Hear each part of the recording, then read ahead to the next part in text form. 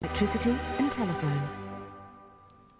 Good afternoon. British sports fans will be pleased that there are no Australian drivers in the Grand Prix this afternoon. It'll be a nice change to be beaten by the Germans or the Colombians. Still, our boys will be perfectly at home with the weather. It's hot and sunny at Hockenheim this afternoon. 2001. But now the heat is on in Germany for today's Formula One Grand Prix.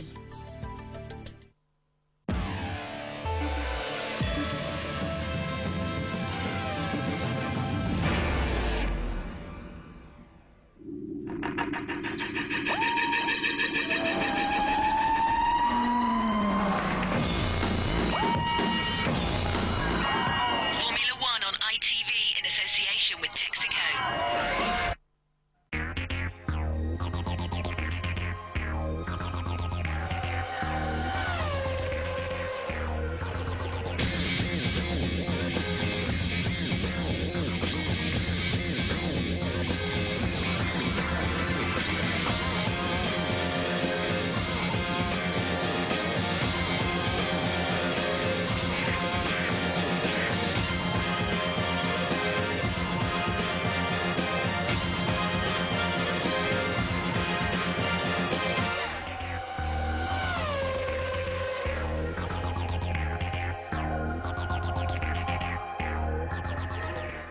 Can Montoya find the missing 10th and a half in a 4.25 mile racetrack? Over the line he goes then. Yes, he does, incredibly. He could just be Formula One's next superstar. Pole position for the Colombian, Juan Pablo Montoya in the Williams. You never think about, oh, I'm going to win tomorrow or anything. You just work as hard as you can, and if it comes, it'll be brilliant. Montoya's driving into a red tide at Hockenheim. The country's sporting hero, Michael Schumacher, has massive support going into the German Grand Prix. Hello there, welcome to our ITV studio. It is race day. Like many of you back home, we are absolutely steaming here. 28 degrees, a bit overcast. Humidity, though, is through the roof. OK, then 6 races to go now. Michael Schumacher's 4th world title. That'll be confirmed if he wins just 2 of them. David Coulthard starts behind him on the 3rd row. Ralf Schumacher up front with Montoya. Montoya's gone quickest in warm-up. It's an all-Williams front 2, and Häkkinen has qualified 3rd. Meantime, Ferrari steaming towards their 3rd successive Constructors' Crown. Häkkinen in '98, McLaren's only win here in 10 years. Williams, though, in great shape. Both Saubers in the top 10. And Jordan, well, they have been rocked by the sacking of Heinz-Harald Frentzen just before his home Grand Prix.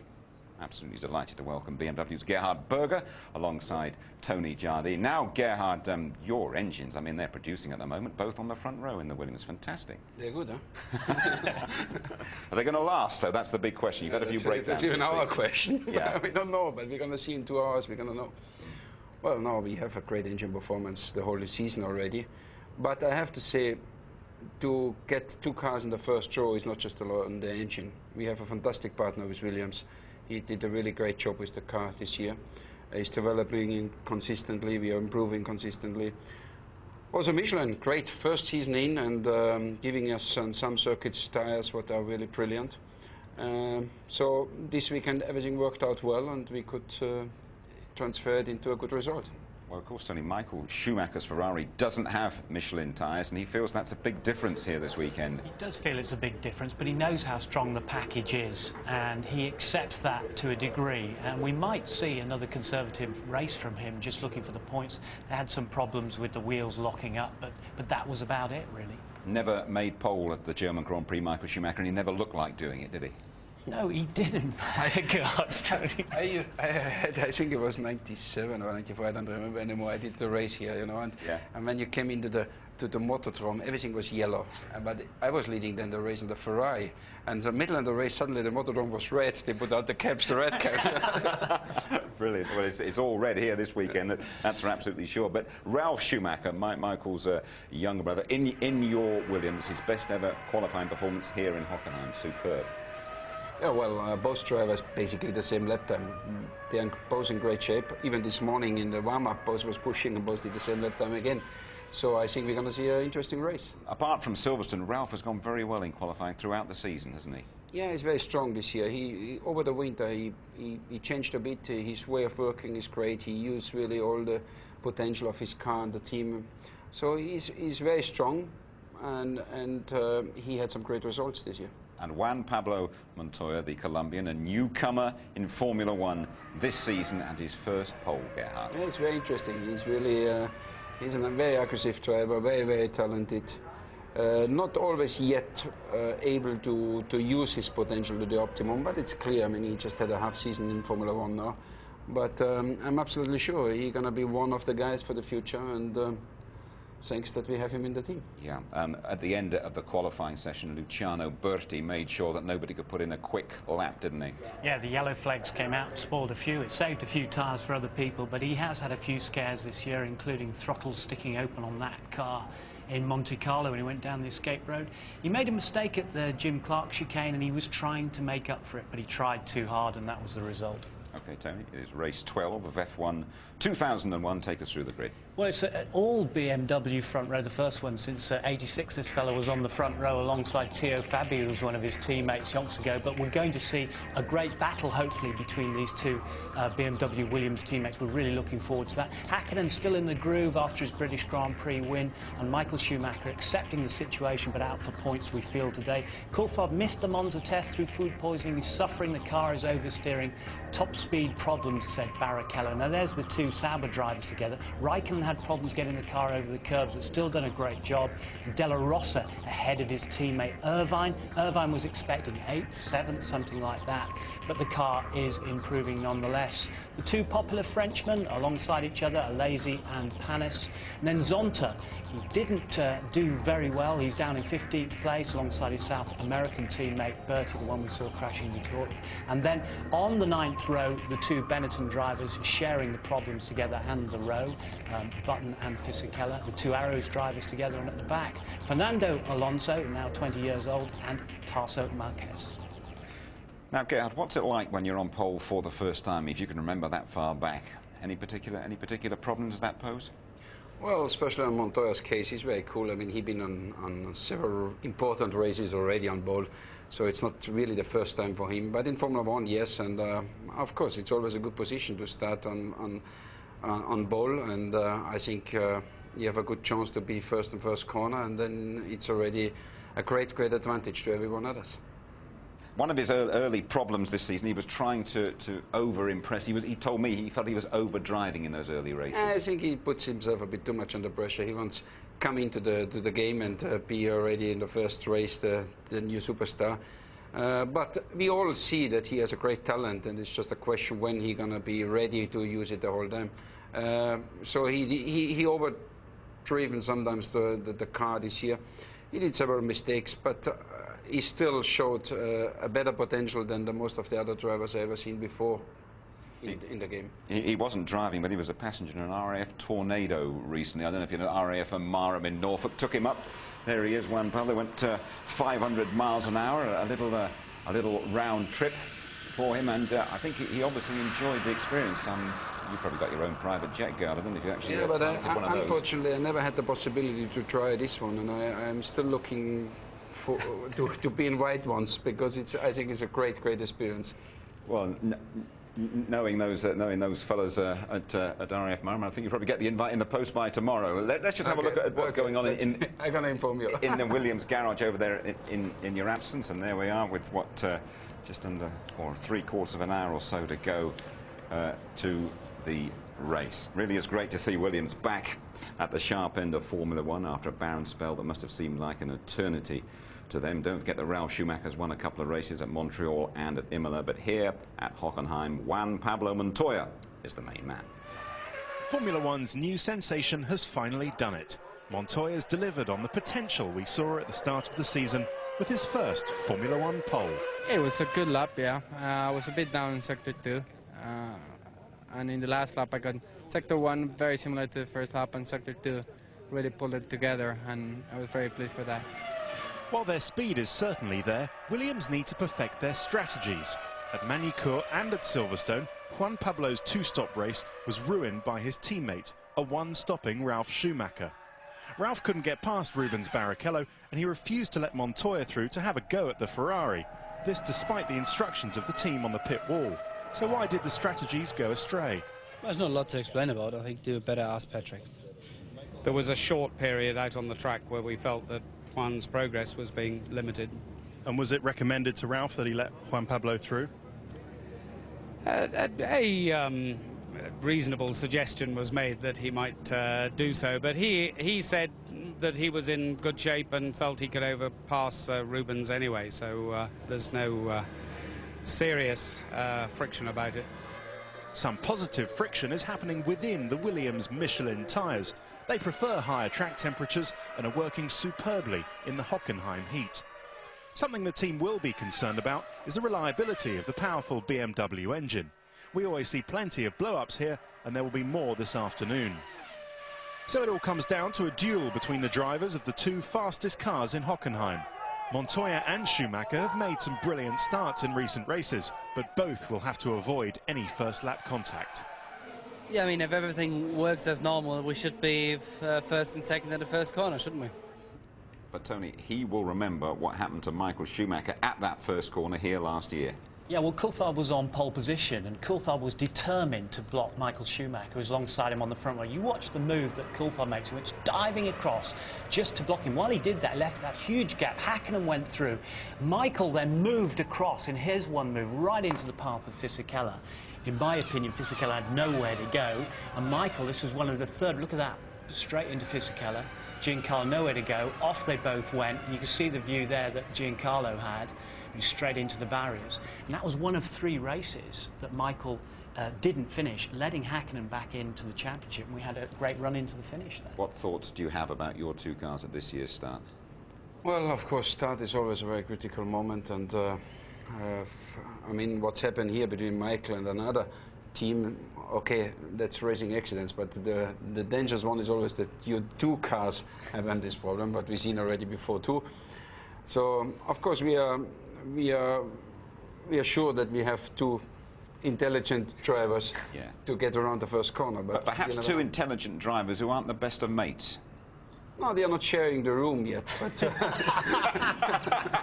they're talking each other, so it's okay. Actually, we are not looking for the 2 best friends in Formula 1. We're looking for the 2 most competitive drivers. And we know from the past, if you remember back, Nigel Mansell and Nelson Piquet, you know, we know that's sometimes quite fun to watch.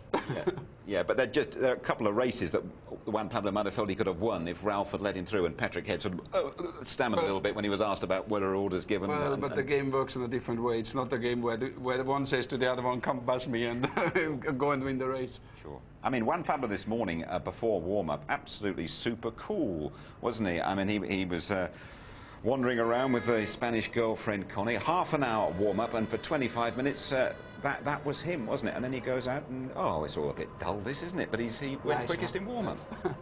Hey? Nice.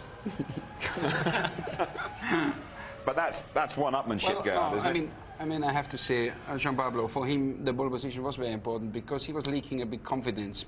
As he had some difficult races, Ralph been very strong, very close with the team because he's already several years in.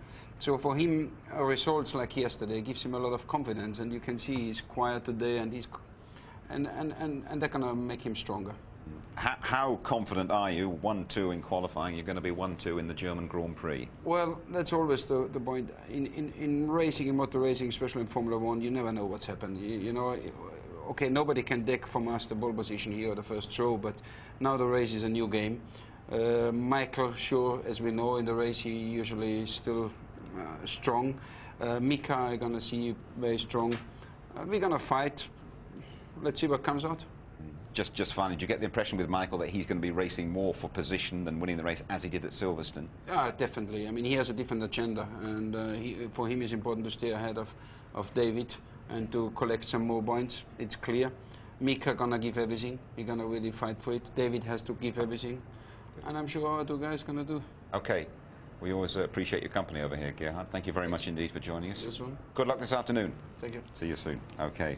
Well, shall we hear from a couple of the drivers who are going to start behind the Williams front two? Mika Hakkinen actually seems in a pretty decent mood. Really pleased. I think big thanks for the engineers, finding a good setup since from yesterday. They found really good things for the car, and you can see it. We were definitely best Bridgestone car out there, and I was happy. You know, I had a really good car to drive today. the car is difficult to drive, and an aggressive driving style with a car which is a bit wayward is, you know, usually not a good thing. So I think I need to be cautious, play myself into the race and see where we are, and you know, opportunities arise, and obviously I'll be hopefully there to take them. I'm not surprised they're up front. I'm a little bit surprised by the margin, but all I have to do in this moment is to look what is David doing, honestly, in terms of championship. On the other side, where he is, I hope I can concentrate a little bit to the front. Well, Gerhard Berger thinks he's going to be racing for position, perhaps not for that 51st Grand Prix victory. That is Michael Schumacher's overall record. Absolutely fantastic. And, of course, the 1999 season curtailed after the accident at Silverstone. So he's trying to match the Professor, Alain Prost, all-time record, 51 Grand Prix victories. By the way, win number 51 for the Frenchman. That was right here for Williams in '93. But Michael Schumacher has not prospered at Hockenheim. It's just one win in 8 starts. So then the world champion didn't get beyond the first corner last year. We still, though, saw a Ferrari triumph, and very emotional it was as well. Rubens Barrichello's first win in 124 starts. You are watching a sensational drive being completed with Rubens Barrichello from Sao Paulo, Brazil, winning for Ferrari, and he's done it! Superb! Rubens, when you look out on the Hockenheim circuit, does it bring back some happy memories for you? Oh, I tell you, I mean, my first run on Friday was the lap after the last lap last year, and it was fantastic, a fantastic feeling. I mean, just to look at the numbers and to look at, you know, previous winners, you see all the big names, and I'm there. It really was your finest hour, wasn't it? It was the best moment of my life. I mean, it was a pity that my family wasn't here, because I wish on the podium that I could send the message to them. I think I did, because I couldn't stop crying. I had such a difficult time in between, you know, the death of Ayrton and the times where people didn't believe on my, you know, my driving, and then I had to start all over again on stewards, and, you know, I'm a Ferrari driver and I won the race the way I wanted to win. I mean, coming from the back, nobody gave me anything. I just won it. So it was such a moment. I bet you still watch the video, don't you? 15 times, and I cannot still. I still cry. That's the most amazing thing. When you still watch it? I see it so many times, and I say, okay, this time I'll be okay, and then oh.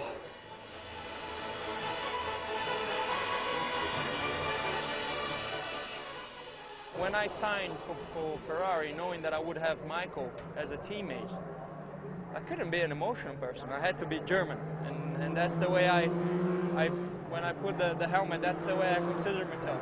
How much have you learned from Michael? Well, a lot and zero, because how can you learn from Michael? You can learn that you're going out of the pits, he's on the limit all the time, so he has so much talent driving the car that he's on the limit, and so you learn from that. But in terms of setup, in terms of sheer speed, it's nothing to learn. We both improve the whole time. We both are on the very limit of the car in different ways. The team is so geared around him. Do you sometimes get fed up with playing second fiddle? I don't consider myself being a number 2, but everything is around him. You know, sometimes the meeting just goes surrounding him, and I take my chair and I sit in there instead of saying, hey, here's Rubens. But that's how it goes in Ferrari, and that's mentally I'm getting more stronger, more, because I feel that one time is going to be my chance. So life is quite sweet for Rubens Barrichello at the moment. Yeah, I feel so. I mean, I'm driving the best I can, and I'm sure it's going. I'm putting my head on the pillow and I'm sleeping, so that's the most important thing. He's keeping okay. He blubs when he watches the video. I mean, F1 has got a heart. Oh, he has. He's a wonderful bloke, and he can go into floods of tears. You've always got to have the wet weather tyres ready for him. But, you know, he's a super bloke. He started off the year quite aggressively, and he didn't get anywhere. You know, he was crashing. He got into trouble with the team. He's been re-signed. He's a lot happier now. But in his heart of hearts, he knows he's number 2, as you say, like on this. How does that work? He says, well, I'm not really number 2, but Ferrari, whenever he does interviews, they go, there's your hat, Rubens, and by the way, it's got a big 2 on the top. Because, you know, he's the support driver, and if there's a problem with Michael, then he'll be in there and he'll luck into a win, as he did last year, but it was deserved. Well, last year Barrichello won after starting 18th on the grid. He is 6th this afternoon. Hockenheim, always a compromise between the 210-mile-an-hour straights and picking your way around the stadium complex. A flying lap now with Barrichello and Martin Brundle. Hold tight, you're about to average nearly 150 miles an hour with Barrichello onto the pit straight, tightens his seatbelt slightly, up to 180 miles an hour before turn 1. Bumpy on the way and do not hit that curb on the right. Sweep as wide as you dare through the exit and heading out into the country. Don't look wide, don't look up, don't look at those trees, pretend they're not there. You're doing over 210 miles an hour. Take a line with as little bumps as possible and choose a braking point down into that first chicane. There it is now. Just 70 miles an hour through the slowest part. Lean on the curbs, especially on the way out. Now, you're going to build up 7th gear again, well over 210 miles an hour before that second chicane. Barrichello with a little green light just flashing on the dashboard to say change gear, does so finally. You're into a cul-de-sac. Look for the little curb on the right-hand side. Calm and tidy through the first part. On the throttle hard through the second and final part, over 130 miles an hour already. Sweep wide. Take the nice, easy line, bring the car over to the right-hand side, ready for that third chicane, over 210 again. Advertising hoardings on the right. Choose a braking point, there it is now, and launch across the curbs. Anything you can find, curb, green concrete, anything to keep some forward motion going. Stay on the right-hand side, it's much, much less bumpy down there, over 200 miles an hour this time, heading towards the stadium. The first part is the Ajip curve, 4th gear, 105 miles an hour, always surprises you. The car sliding slightly wide. Now you're in the amphitheatre at the final part of the lap. Sachs curve, 160 down to just 55. Barrichello correcting the back end of the car as he applies the horsepower. Short shifts through the small chicane to keep the wheel spin down. Now Sud curve 1, 80 miles an hour, up to 120. Back down to 80 miles an hour again. Not as fast as it looks. And then over the start-finish line now. What a ride around the quickest circuit we've visited so far. Well, Barrichello and Martin used to be colleagues at Jordan, and their old team caused quite a stir when out of the blue, Heinz-Harald Frentzen, the most successful driver ever, was dismissed in the week before his home race. And Jordan and Heinz-Harald Frentzen win. The happy days of '99 long forgotten. Heinz-Harald Frentzen sacked from his job just 2 days before his home Grand Prix. His replacement, the less experienced Ricardo Zonta. The news stunned the F1 world. Clearly this season, despite the fact that there were occasions where we qualified particularly well, we were not able to maximise some of the opportunities that were presented to us. And Heinz and I had a very clear difference of opinion about many of the different things that were happening. And on that basis, I decided that I was no longer able to continue that way.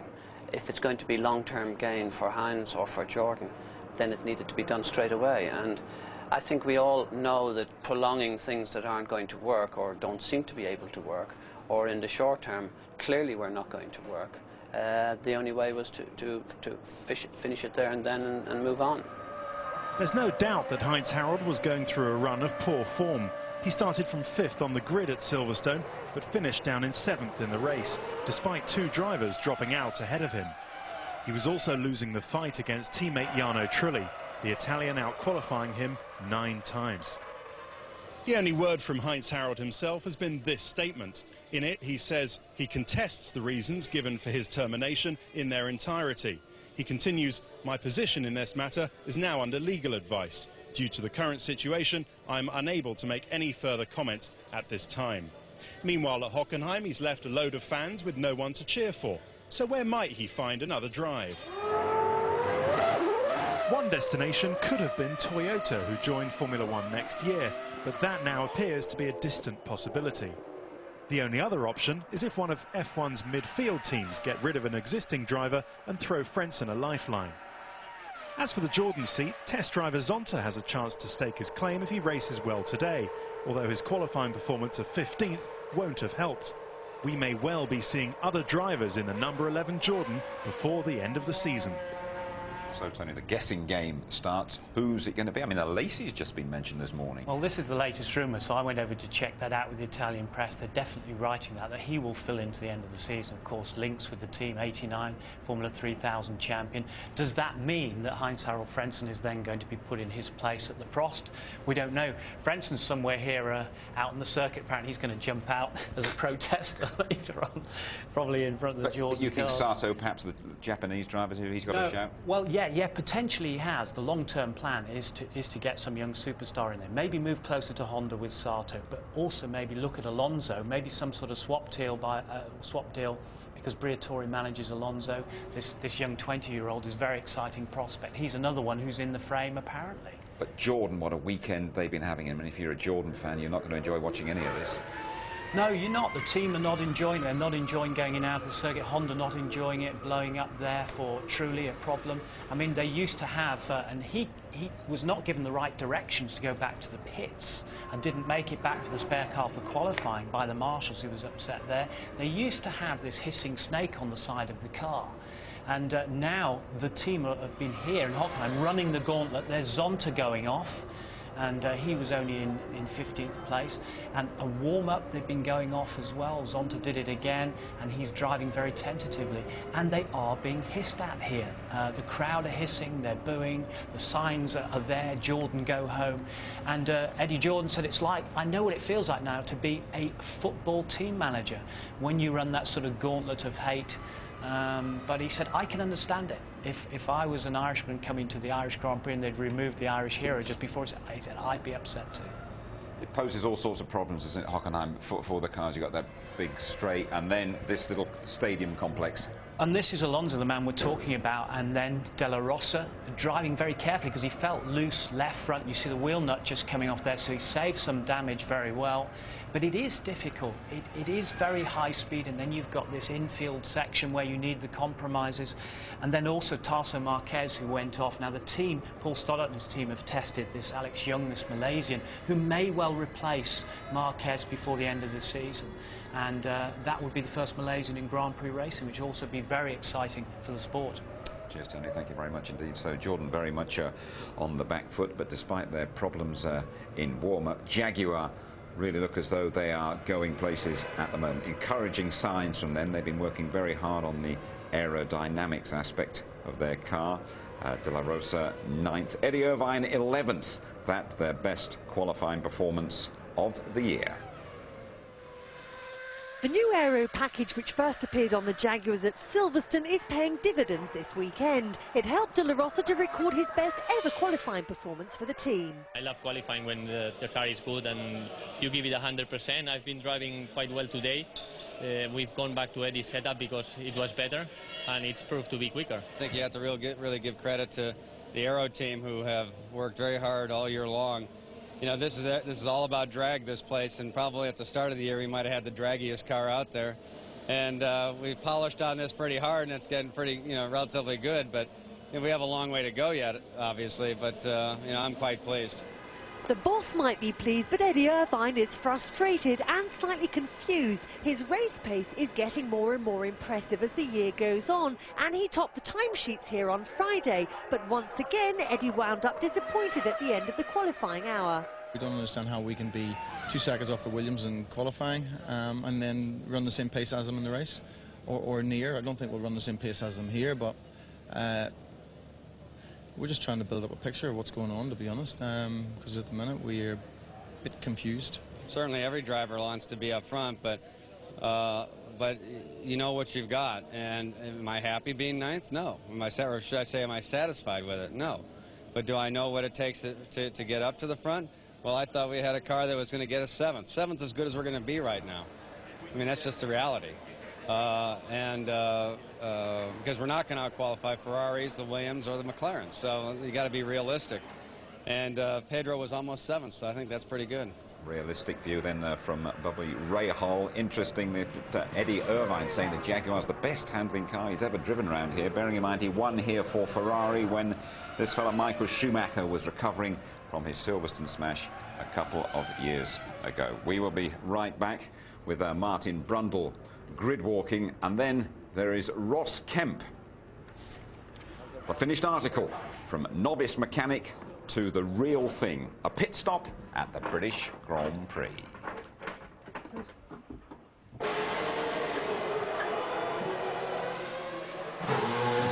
Tom Walkinshaw, yesterday you announced that Arrows will have Cosworth engines for two... Wait a second. We're just going to wait while Jos Verstappen comes out the garage.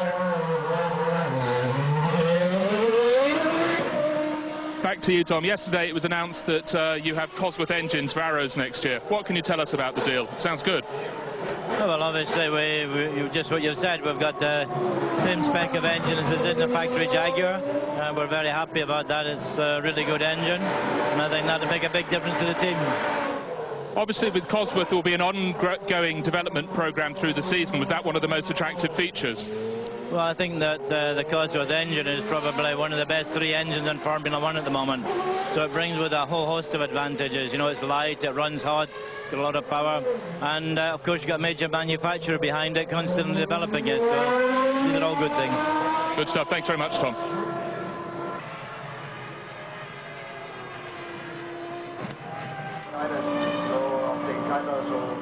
On 17, please, Nigel. 17, okay.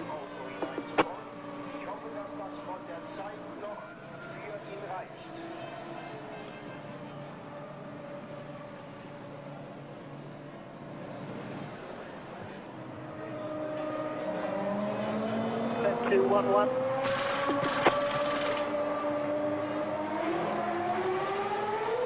That's correct.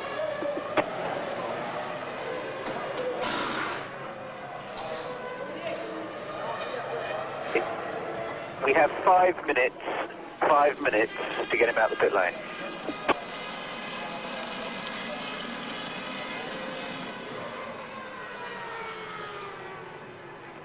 Good.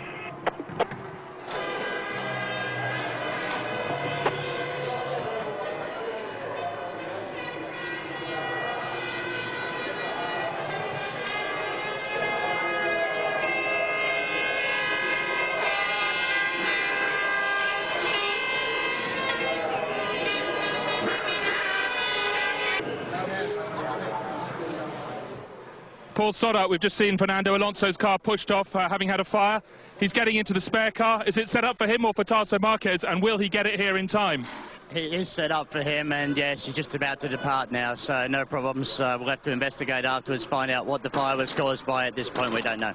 And the fire broke out only once he was stationary here on the grid position? Yeah, always the cars are fueled to the maximum. It'll probably turn out to be something relatively simple, but thank goodness it happened here. Not the best of birthday treats, but best of luck. Thank you.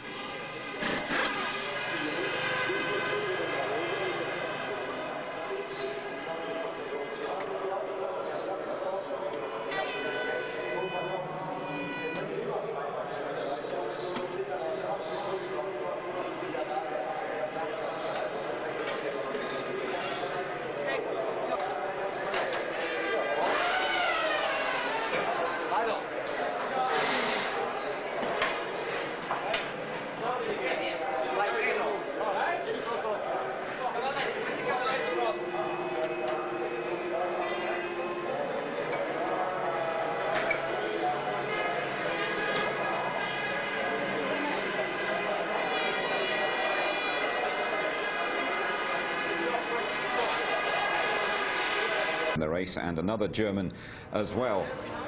Nick Heidfeld, around 5'6". He's been joking around with 7'1" Los Angeles Lakers Shaquille O'Neal. Heidfeld, though, a young man with a big future. With one less German driver on the grid, even more attention has been focused on Nick Heidfeld this weekend. Sauber's baby-faced teammates have been the revelation of the season, but they still happily joined in with a group of school children celebrating the first day of the holidays. It was a bit like a preschool outing out there today, wasn't it, all these kids? Yeah, but normally I like to do this kind of things with children because they enjoy it so much. You see their eyes sparkling if they get a signature, and it's really fun. Did you always want to be a Grand Prix driver? Yeah, I think from when I started, when I was 8 or 9 years old in karting, I dreamt of being a Formula 1 driver. Why did you get into karting in the first place, then? My father loved motor racing, and I also started with motocross when I was 5 years old. Then I stopped 2 years after because it was a bit dangerous. And then we always wanted to go to a rental car, but I wasn't allowed to drive anywhere because I was too small. And then first time at the Nürburgring I was allowed to drive. I had two tires in the back and just reached the pedals. Then my father told me to follow him, and he was a bit too slow, and then I overtook him, and then we tried it on some other circuit, and then after a couple of weeks we bought our own kart, and that's how it started. Is your father still and your family still involved in your career? Well, not so much anymore now, but definitely they were very, very important, because if you start karting with 8 or 9 years, you need a family to support you. It was a hobby for him as it was a hobby for my brother and me, karting. He was a mechanic, and he did the catering and all that stuff, and he really liked that. Do they come along to the races? Not each race, but sometimes, yeah. But your girlfriend comes to a lot of the races? Yeah, also not to all of them. She wasn't there at the beginning of the year because the team didn't want it to happen. And what was that all about? Yeah, that was a bit strange. I mean, the media made a bit of a different story out of it. They said that we were forbidden to have sex before the race, but basically Peter just didn't want us to be disturbed for the first couple of races because it was a new team and all this stuff, but now it's fine. How'd you get on with Kimi? It's okay. He's a very tough competitor, but we are pushing each other. I think we have a normal kind of relationship. What's normal? We are not the best friends, I think, but we also don't have any problems. You seem as though you get on quite well. You're quite relaxed in each other's company. Yeah, it's fine. I never had big problems with any teammate so far, and I think away from the circuit it's a bit easier for both of us because we are not fighting so hard, and we can have some fun together. Heidfeld can have some fun from the fourth row. You're going to have some fun now, Martin, from pole position. Hello, everybody. Welcome to the grid here in Germany. What do you want to know? Well, I guess you want to know, can these Williams stay ahead of the pack? I'm going to try and go over to our man Juan Pablo. Last time we went to speak to him on the grid, he blanked us completely. Let's have another try. I don't blame him because it's like, you know, stepping up to Beckham just before he's about to take a penalty and asking him for an interview. But anyway, we'll give it a try. Juan Pablo, how does it feel? Congratulations on your first Formula One pole. How's it feeling? Pues Martin, estoy muy contento. Yo creo que las cosas se dieron muy bien y pues no sé. What do you think of that? Sí, es muy bien. Gracias, gracias para todo. And in English, you know, in your own language? No, I think it was really good. I'm really happy. The car worked really well. And, you know, we have to wait and see what happens. You know, hopefully we make a good start. We'll play from there.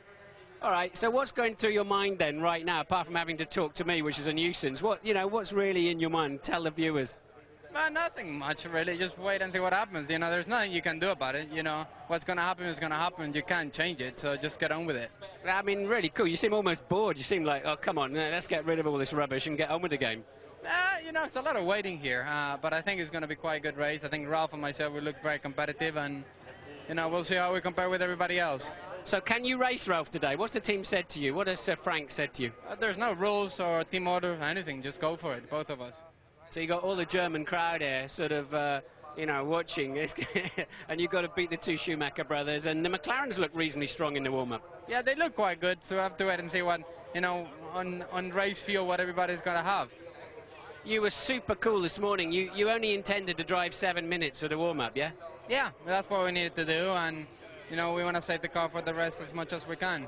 So is there something a little bit on the limit then? Is there something that can concern you a bit? No, you know, last race we had some problems, but we decided just to go as safe as we can. We don't really think nothing's going to happen, but, you know, more laps you save, more laps you'll do in the race. All right, thanks for talking to us. Really appreciate your time. Let's wander along and see. There's this really enormously tall geezer I'd like to talk to.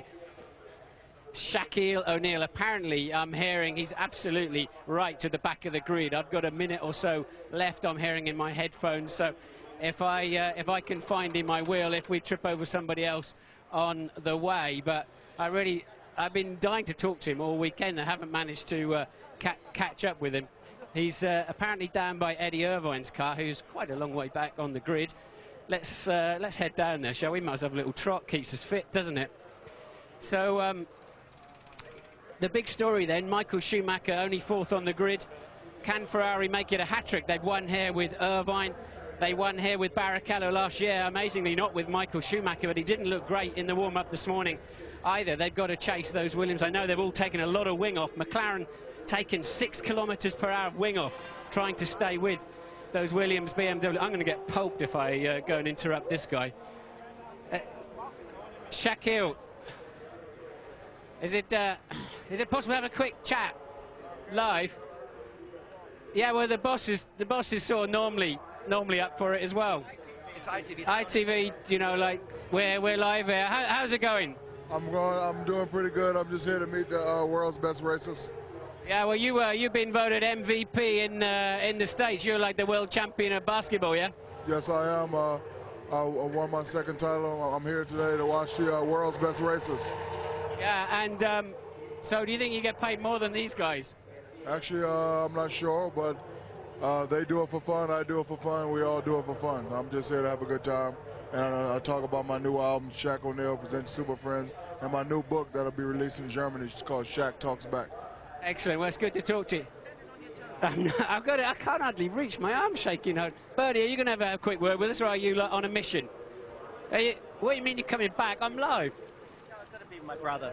You got your new best friend? No, he's my brother. He's a part of the family. Yeah. Exactly a twin, but... you were born a few hours apart, or a few months apart. But he's a big guy. It's unbelievable. I'm dying to get a shot of you and him standing side by side. Look, that's got to be the shot. That's the shot we've been looking for all weekend. That is really sweet. We're going back to the studio. Thanks for talking to us. Great stuff, Martin. Well done. Bernie and his brother, Shaq, Juan Pablo Montoya, the pole sitter, winding him up with a spot of Spanish as well. Great stuff from Martin Brundle. Grid walking. Do not go away. The German Grand Prix is about to come to the boil.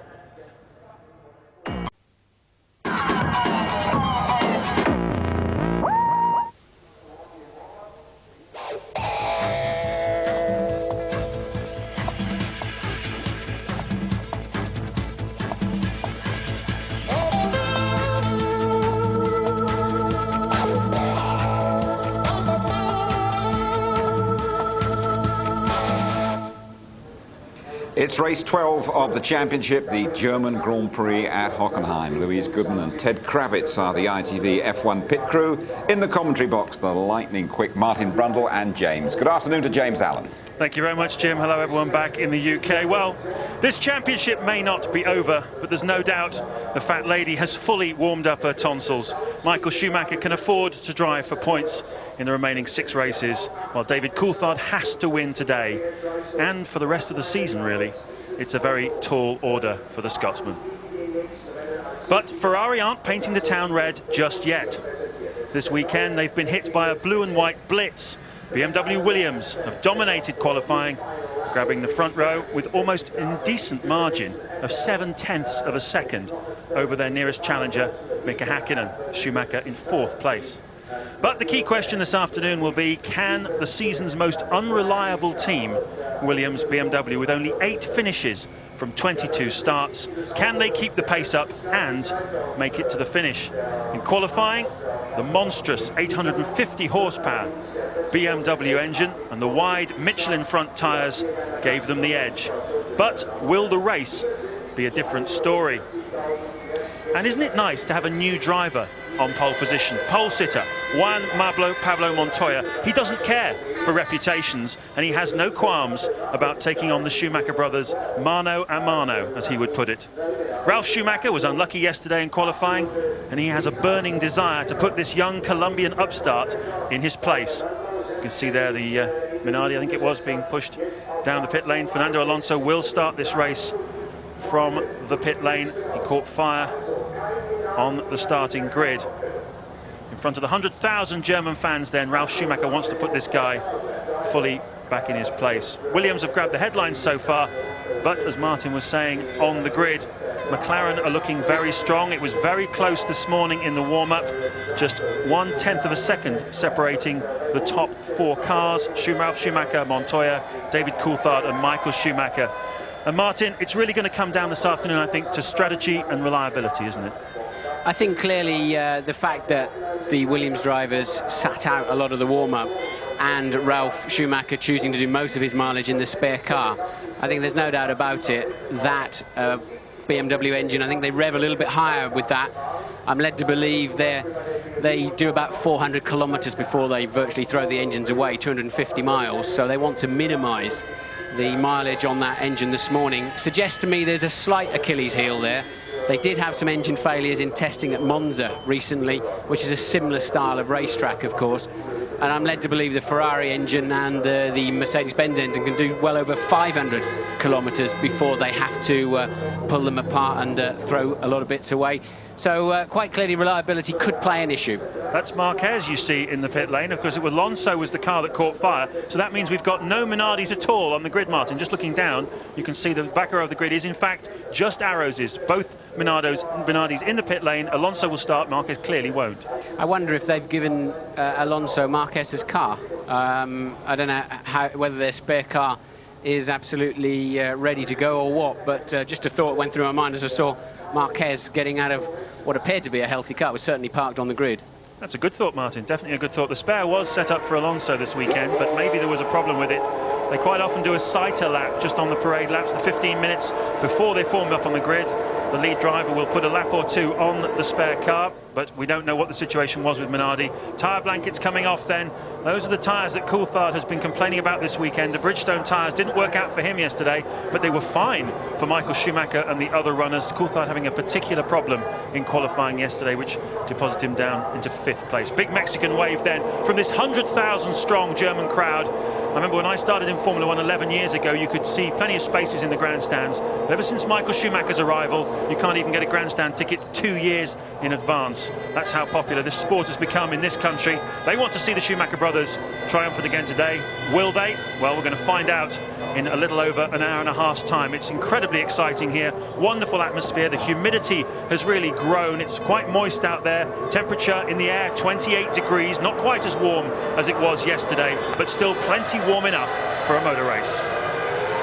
Track temperature's not too high though, James, really, certainly not as high as we saw in qualifying yesterday, and this is a track that doesn't absorb the heat like some of the others. You'll see it's lighter in colour. Ron Dennis was talking to me about this morning, saying it's a lighter texture in colour and it doesn't soak up the temperature, and I don't think that's going to play a big factor this afternoon. We understand that they're cleaning up Alonso's car that caught fire on the grid, and Marquez is going into that, so maybe they've given Alonso the healthier car. Team tactics, understandably, Alonso tends to be faster than Marquez, so I can understand why Paul Stoddart would do that, if that is indeed what he's done. Maybe they had another technical problem, but a beautiful sight then as the cars head out into the forest. This is such a narrow track, James, really does feel narrow in a Formula 1 car over 200 miles an hour. Because it's bumpy, you can't run side by side very closely with another car without feeling that you're going to, touch at some point quite easily. And then there's very much a desperately late braking points and threading one by one through these tight chicanes. I was interested to hear what you were saying on the grid about taking the wing off. Some of the cars have taken the wing off. They want to go faster in a straight line. Clearly overtaking today the absolute priority. I think the only chance that McLaren have got of beating Williams today is to try and get track position, basically, and that's to be faster down the straight. If they don't do it quite early on in the process, then their rear tyres will start to fade, I believe, because the car slides around a lot more in the corners with less downforce. Remember, these cars are like aeroplane wings upside down. The wing is pushing the car into the racetrack. Take away some of that wing, you take away some drag, you go faster in the straight lines, but you struggle in the corners to really maximise and get all the grip you need. A real festival of colour here in the stadium section. There's Ferrari's master strategist, Ross Brawn. And there is the Williams team. Sam Michael with his back to you. He's the main strategist. Patrick Head on the right there. Interesting that they're in heated discussion about something. But casting around some of the team managers, they're all saying, we don't think it's going to rain this afternoon. It's definitely boiling up a little bit in the sky. And it's a little bit windy out there, but no team that I've spoken to is expecting rain during this race. Juan Pablo Montoya then brings the field round, his first pole position in Formula 1, but by no means his first pole position in serious motor racing. He was the pace setter over in America in the kart championship. Won 10 races over there, of course, won the very prestigious Indianapolis 500 last year. Chip Ganassi's team. His teammate, though, Ralf Schumacher, he has one pole to his credit so far this season. He's alongside him. First Williams front row for almost 4 years. A fantastic sight. Hakkinen behind him, and Michael Schumacher as well, and Coulthard. Tremendous excitement into the first corner. Remember what happened last year, of course. Michael Schumacher, you saw pressing a button on the steering wheel. That is part of quite a lengthy process he has to activate his launch, his automatic start control. And there are the two Minardis lining up, coming out of the pit lane. So it's going to be an all-action start, no doubt, into this fast first corner. 110 miles an hour in normal circumstances. 3 lights, 4 lights, 5 lights. You know what happens next. Go! Great start by Montoya, but Ralf Schumacher's away well as also alongside him into the first corner, and one of the Ferraris has been left behind. It's Rubens Barrichello. No, it's Michael massive Schumacher. accident. Luciano Berti rolls it. Luciano Berti got tangled up in a huge roll. That's sure to bring out the red flag, Martin. I think it'll have to be. It's Michael got away slowly and then just did not accelerate properly at all as Rubens Barrichello is up the inside, and there is the damage. Once again, Michael Schumacher out of this race in the first corner, but the car parked absolutely in the middle of the racetrack. Surely they will red flag it. The safety car is standing by. It says on the computer. That's obvious. Will they be able to control this race? It's a long lap here, of course, James.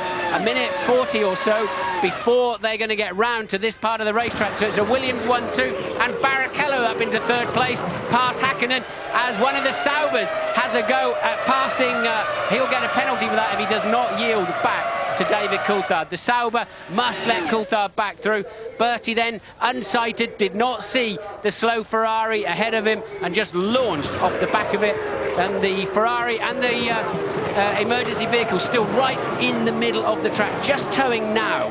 For the second time then in 2 years, Michael Schumacher out at the first corner of the German Grand Prix. They're pulling his car off the racetrack as Juan Montoya in the leading pack enter the stadium section. They're going to make it by about 20 seconds. Safety car on the track. Good decision, I think. Yes, because, and they've not put the red flag out because they have now dragged the stricken Ferrari out of the racing line completely.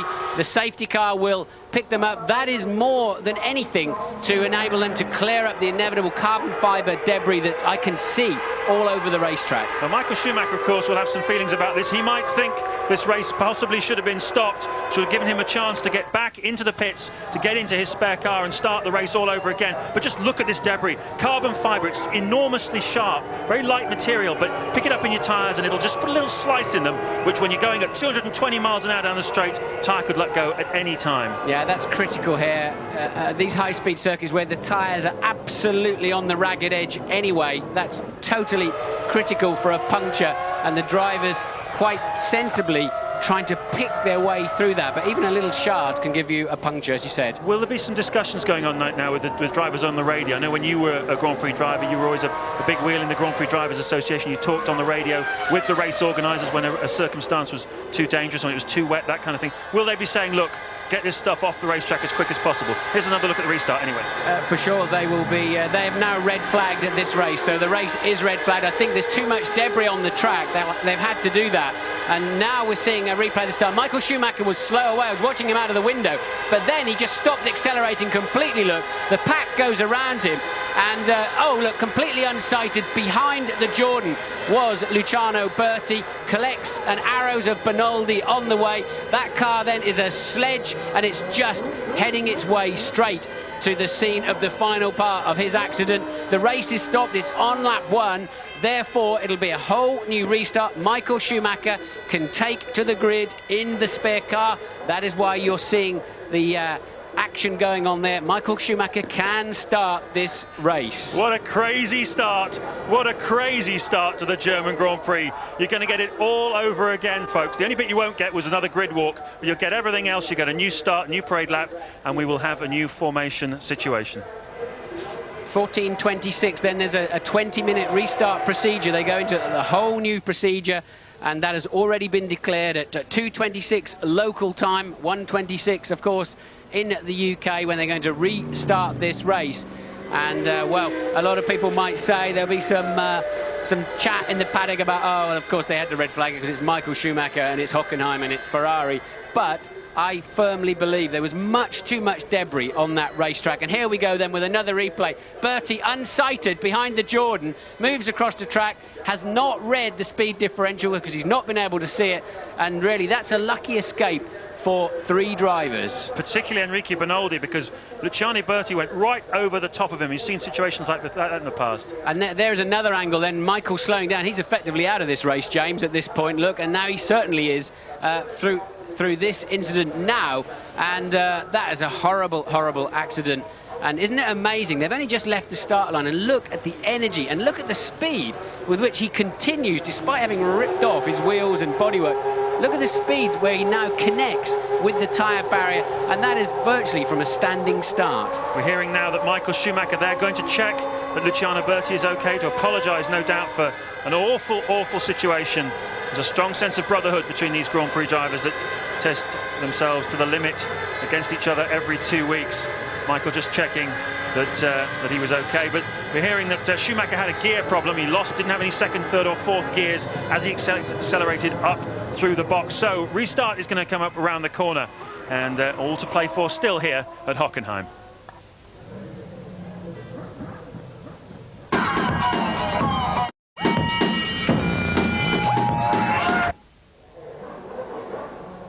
It's just gone 11 minutes past 2 here in central Germany, and we should be watching a Grand Prix underway, but as a result of a major accident into the first corner at the original start, we have a red flag, and the race will start in another 15 minutes time. So we're going back to the formation on the grid.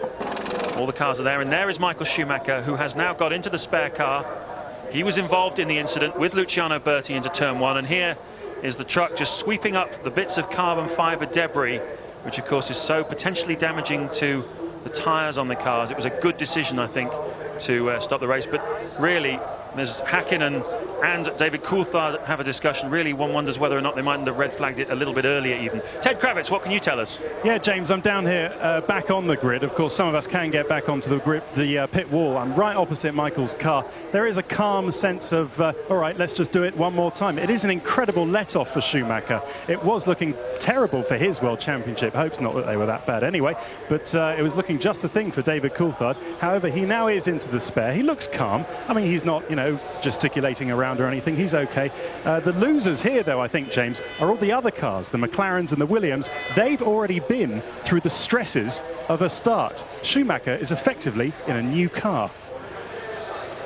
Yeah, it's an important point, but there is enough time with this 20-minute gap, this set procedure that all of the team managers know very, very well. They keep a little piece of laminated paper in their pocket with the exact procedure to go through this again. Rubens Barrichello will be disappointed with that restart. He was up from 6th on the grid to 3rd already. Had a wonderful start, did Rubens Barrichello, and a very calm Montoya. And this is the time when Grand Prix drivers really earn their money, James, when you know, it sorts out those that can keep their head in the heat of the moment and those that can't, and you're just hanging around, just keeping your pulse down, breathing normally, a little reset button in your head, and okay, it's a start of yet another Grand Prix, no problem. What about when you've been up in the air, rolling through the air? Thinking back, of course, to the Australian Grand Prix '96, when you did that in the Jordan, and barrel rolling into that corner, running back to get into the spare car. Can you really just flick a switch and say, right, new start, I've forgotten everything that just happened to me, I've forgotten rolling through the air at over 100 miles an hour? Absolutely. You're here to race. You've spent 3 days now getting ready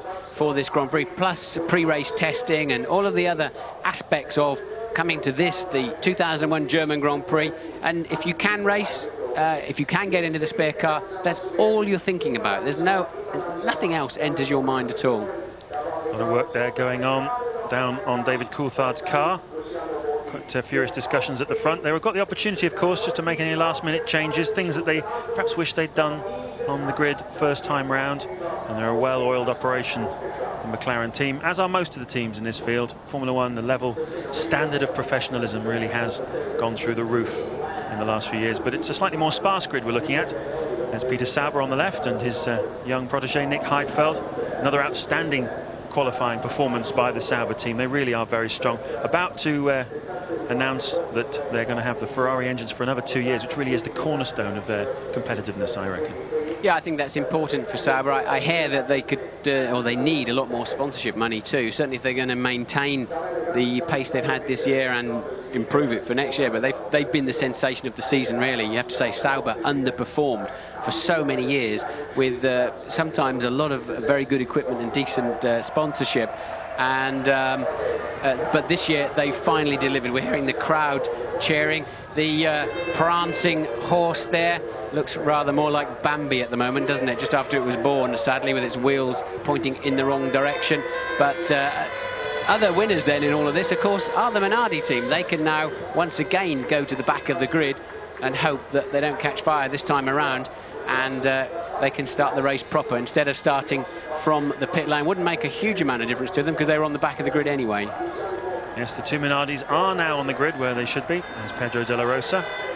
Out-qualified Eddie Irvine this weekend. That was an important milestone for him, the Jaguar team. Irvine really has had the upper hand throughout the season, but de la Rosa this time round just getting the edge, and that will have done his confidence a power of good. So Luciano Berti has made it out of the pit lane just with about 40 seconds to go. He's made it out of the pit lane in the Prost. The guy, of course, that was upside, well, not quite upside down, but flying through the air. So he should, we think, be making his way around the back of the track now, and he will arrive on the grid with plenty of time to spare. And of course, when we go again, it'll be exactly the same procedure. There is Luciano Berti, who says Grand Prix drivers are made of anything other than the hardest of steel. Coming round, just making it out, as Martin was saying, in time to get onto the grid. And this is a good moment, I think, as Luciano Berti comes round to take up the grid. Juan Montoya, of course, sitting on pole. Ralf Schumacher alongside him. A good moment before the restart to take a quick break.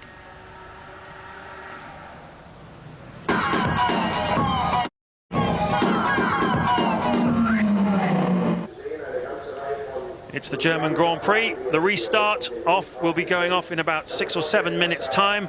Delighted to tell you that both Michael Schumacher and Luciano Berti, who were involved in that first corner accident, they have both got into the spare cars and both will take the restart. And Louise Goodman, I believe, has some news for us. Yes, I just had a quick word with the Prost doctor. He said, Luciano, he okay, he toughy. So Luciano obviously feeling no pain. Either that or he's so pumped up with adrenaline, he's not sure what he's feeling. There is one slight injury, though. There's an ambulance outside the Jaguar pit at the moment. One of the mechanics tripped over, rushing back to the grid, but he seems to be okay. Yeah, I wonder, I don't think Luciano Berti will feel quite so good tomorrow morning when all the aches and pains come through. Wouldn't surprise me at all if he hasn't shunted the vertebra in his back up a little bit, because it was a very, very heavy landing. He did actually go completely over and then landed on its under tray, minus enough wheels for it to be really a very, very painful landing. So that is the view then from the high cam of the cars ready for the restart, and Mika Häkkinen looking moderately happy with life, doesn't he? He looks pretty calm and cool. Some of the drivers elected to stay in the car. I thought De La Rosa looked a little bit heavy in the eyes when we saw him. We peered into his crash helmet a few minutes ago. Most of the drivers got out, had a walk around, and I think we're treating it as just another Grand Prix start. I think that's the best thing to do, James. Otherwise, you're sitting in the cockpit just stewing. Because it's the second major accident for Luciano Berti this season. Of course, in the qualifying at the Australian Grand Prix, as you will recall, he had a very substantial accident in the Jaguar, which he was then driving. Transferred, of course, to Prost team in around about the Spanish Grand Prix time. Let's take another look at the restart, Martin. This is the best angle, I think, this one. Yeah, and Berti then is unsighted behind the Jordan that's going to flash through the picture now, and suddenly realises he's closing in on the back of that Ferrari, hits the brakes, but it's way too late. Luckily did not land directly in the cockpit of Bernaldi in the Arrows, and then just skidding across, and the wheels staying within the bounds of the racetrack too, so the spectators were safe. There's a big fence there anyway to scoop that sort of thing up, but what it did leave was an awful lot of debris, understandably, right across the racetrack, and even under safety car conditions they weren't really prepared to allow the cars to pass through there. We've had sweepers on the racetrack trying to get rid of all of that carbon fibre. When it breaks up, James, it's really sharp and dangerous stuff and cuts the sidewall, and then what happens is the tyre just grows and grows and grows. You don't initially feel a puncture. It grows at those high speeds, well over 350 kilometers an hour, and then just lets go when you least need it to at the end of the long straights.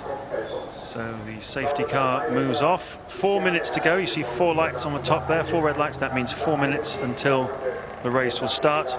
Just time for me to tell you a nice story I heard about Juan Montoya as we looked there at Mika Häkkinen. Montoya, when he was a young man, raced in Colombia, got as far as he could through karts and single-seaters and Formula Vauxhall Viva and whatever else they had over there. Realised he needed a bigger, wider platform.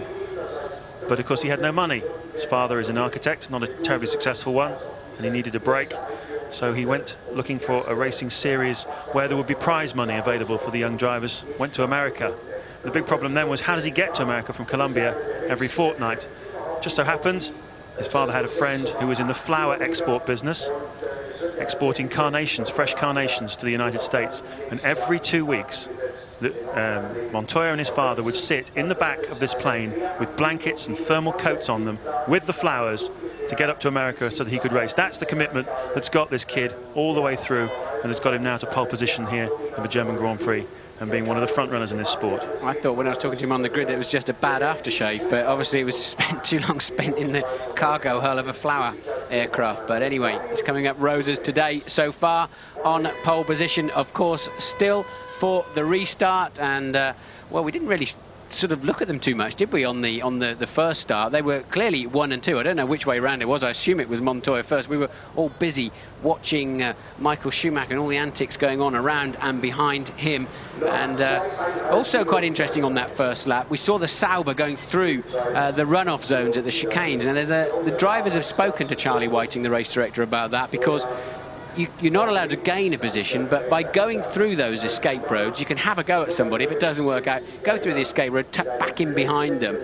You've not gained, but you've certainly saved yourself from losing some positions, as you would normally do if it was grass or a gravel trap or whatever. And there's a timing loop every 200 meters around this racetrack, as there are at every other Grand Prix circuit in the world. And if the race director can see where somebody's had a clear speed advantage on the exit of a chicane, although he hasn't made a position up, he will still be penalised. We had that in the Formula 3000 race yesterday, where a driver made a pass, won the race, because he had a better run off of jumping the chicane before. And they'll be looking very carefully at that today. Also an opportunity, I would thought, Martin, to have taken a look at your competitors, to see how much rear wing they've got running today. Of course, you'd have seen what kind of straight line speeds that they can do, and maybe an opportunity just to trim your settings on the grid, this restart, just to give yourself a better chance against your main rivals. Yes, they'll all have wing covers on, of course, on the grid as long as they can. I can see them now on the Williams as we see another replay of the start, and look for the red Ferrari now falling back through the field. And Bertie then very, very unsighted, wasn't he, behind that Jordan, and bang. That is the end of that, just for a little while. And well, as we've said, luckily all of them are back in cars, back on the grid, ready for another attempt this afternoon. The engines have fired up now, and Schumacher very concerned there about Bertie's health. I think that's what that little discussion is all about. Are you okay? Because Michael knows how easy it is to do that. And remember that Michael had lost his gears, so effectively he was out of that Grand Prix. Yes, a lucky escape for all of the men. Talk a little bit about race strategy now. It's a 45-lap race, of course, here at Hockenheim. They use about 160 kilos of fuel. And we're expecting the one-stoppers to come in around about lap 25 to 30. Look at Montoya pointing slightly outwards. It's an interesting angle. I haven't seen that one before. Normally the drivers point in at each other, certainly trying to block anyone coming through. Great shot there of the two Williamses.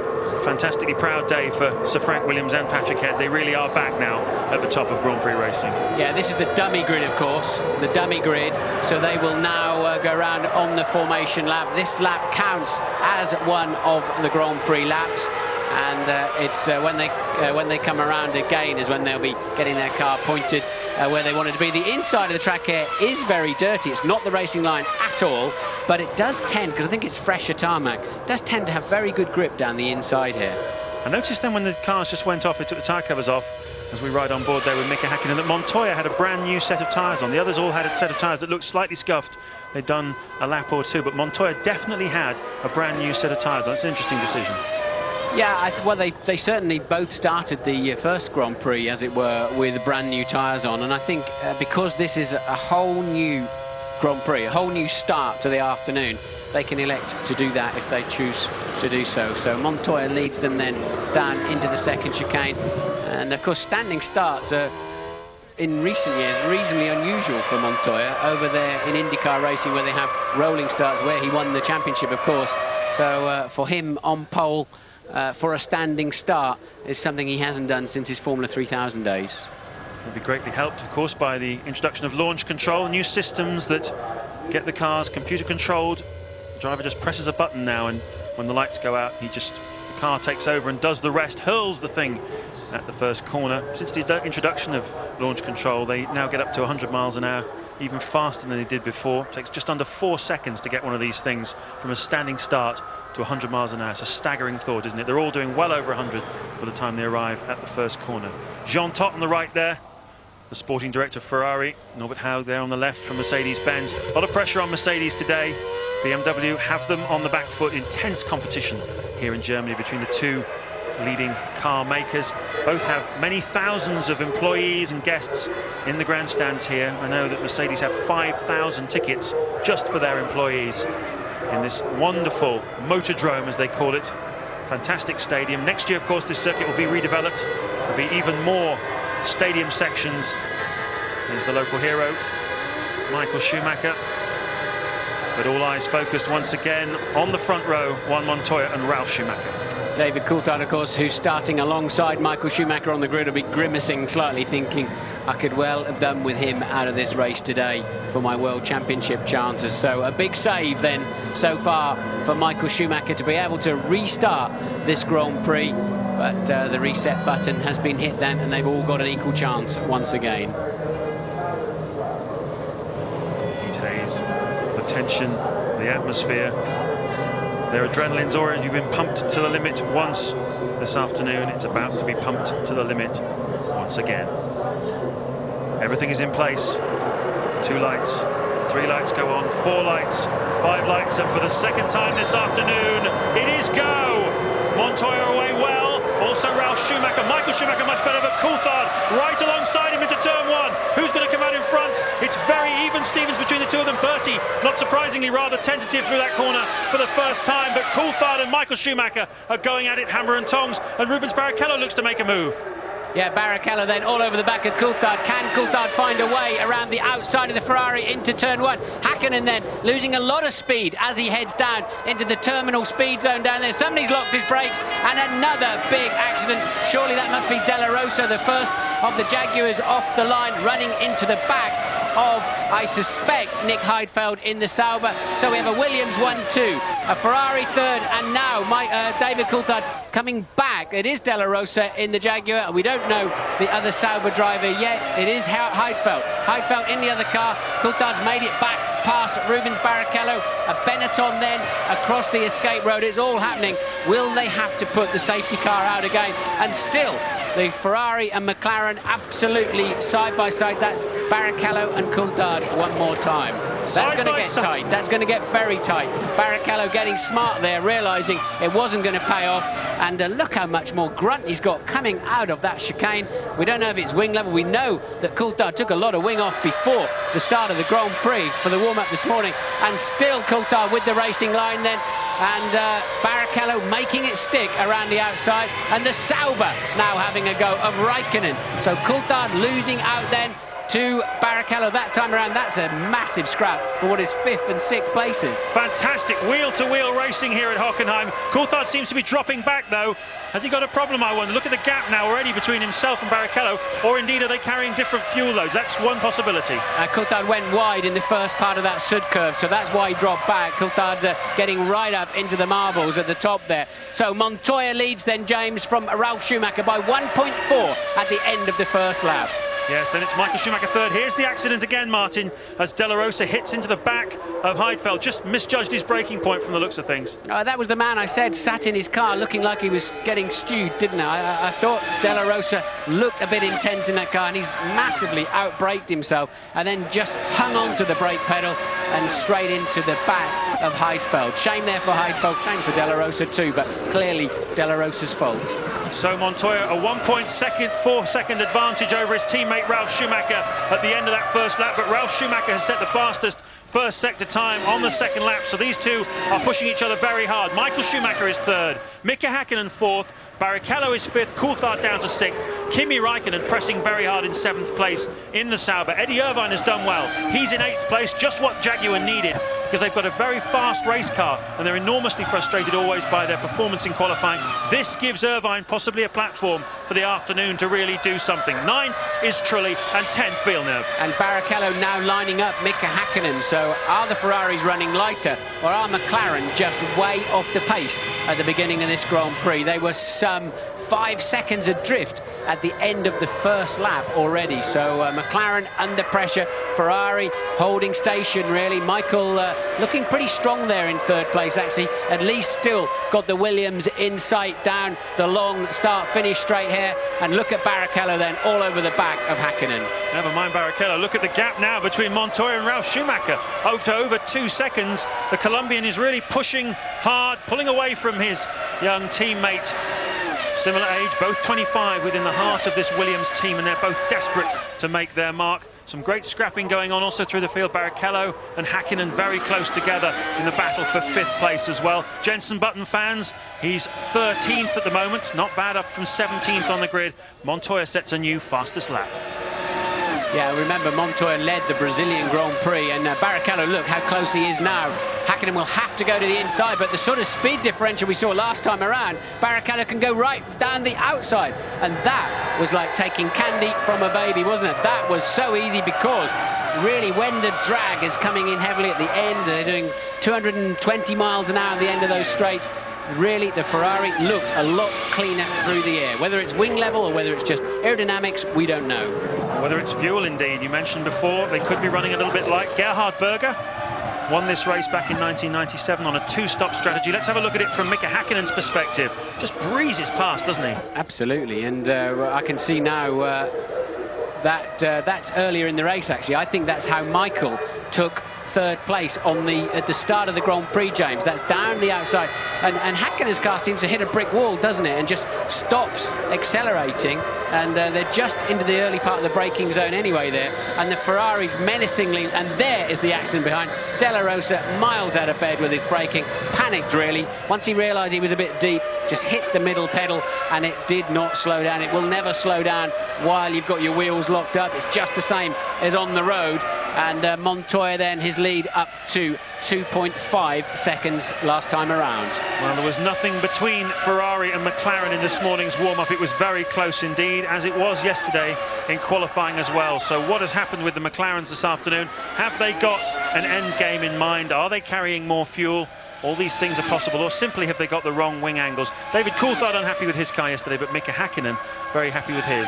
Now look, Barrichello then, has he passed Häkkinen? Yes, he has. So, well, we saw that, didn't we? So Barrichello then immediately pulling out a big gap on Mika Häkkinen and beginning to home in on the back of Michael Schumacher now. So we're wondering, is he on a lower fuel load? Because it really did seem remarkably easy, didn't it? It certainly did. Montoya at the front, though, continuing his relentless progress away from everybody else. He is now 2.5 seconds clear of his teammate, and would you believe it, 5.4 seconds clear of Michael Schumacher. In a league of his own at the moment. Of course, a long way to go in this motor race. Strategy will play a role. Reliability most definitely will play a role, as we see Zonta, I think, putting a nice move on Villeneuve. That's for 10th place, and indeed Ricardo Zonta standing in behind Harold Frentzen, who was sacked on Wednesday, I believe, by Eddie Jordan, putting a nice move on Jacques Villeneuve, making his way through the field. Olivier Panis, in fact, I beg your pardon, that's the battle for 12th place between Panis and Zonta. Trulli and Villeneuve are 9th and 10th.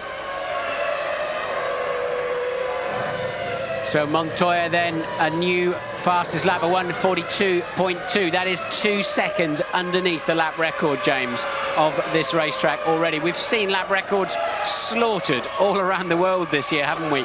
With the latest Formula One cars, sensational speeds they're doing, and they're down already in the low 1:42s. He was some half a second faster that time around, James, and the dust you see in the background is as they just run a little bit wide on the exit of turn 1. Nothing like as dramatic as it first appears. The pace of development in Formula One is relentless, and certainly the biggest leaps at the moment being made by the tyres. Michelin on this Williams you're looking at of Juan Montoya, of course, and Bridgestone with Ferrari and McLaren, and the gaps have come down so much. 3-4 seconds a lap we are faster than last year, mainly due to the tyres. Well, of course, Williams are very much attached to Michelin for the future. We understand that the Ferraris will be with Bridgestone for the next 4 years. So what will McLaren do? What would you do if you were McLaren, James, at the moment? I think I'd go Michelin, wouldn't you? I would like to see McLaren go with Michelin, actually. I think that would make would be really good for Formula One to see them go a different way from Ferrari. They've been their principal competition really for the last 4 years. Now you can see that Michelin together with Williams and BMW are getting very strong. As Zonta misses the chicane, you have to be careful to feed himself back in the right place, and I think he has done that. Very cleverly done, because if you gain a place by jumping through the chicane like that, you will get a 10-second stop and go penalty. Extremely expensive around here, and we've seen it cost people over the last few years. Yeah, I went down one of those escape roads backwards once in a Ligier and still got penalised and had a stop and go penalty, which I never did understand. You normally get a fine to go with that as well.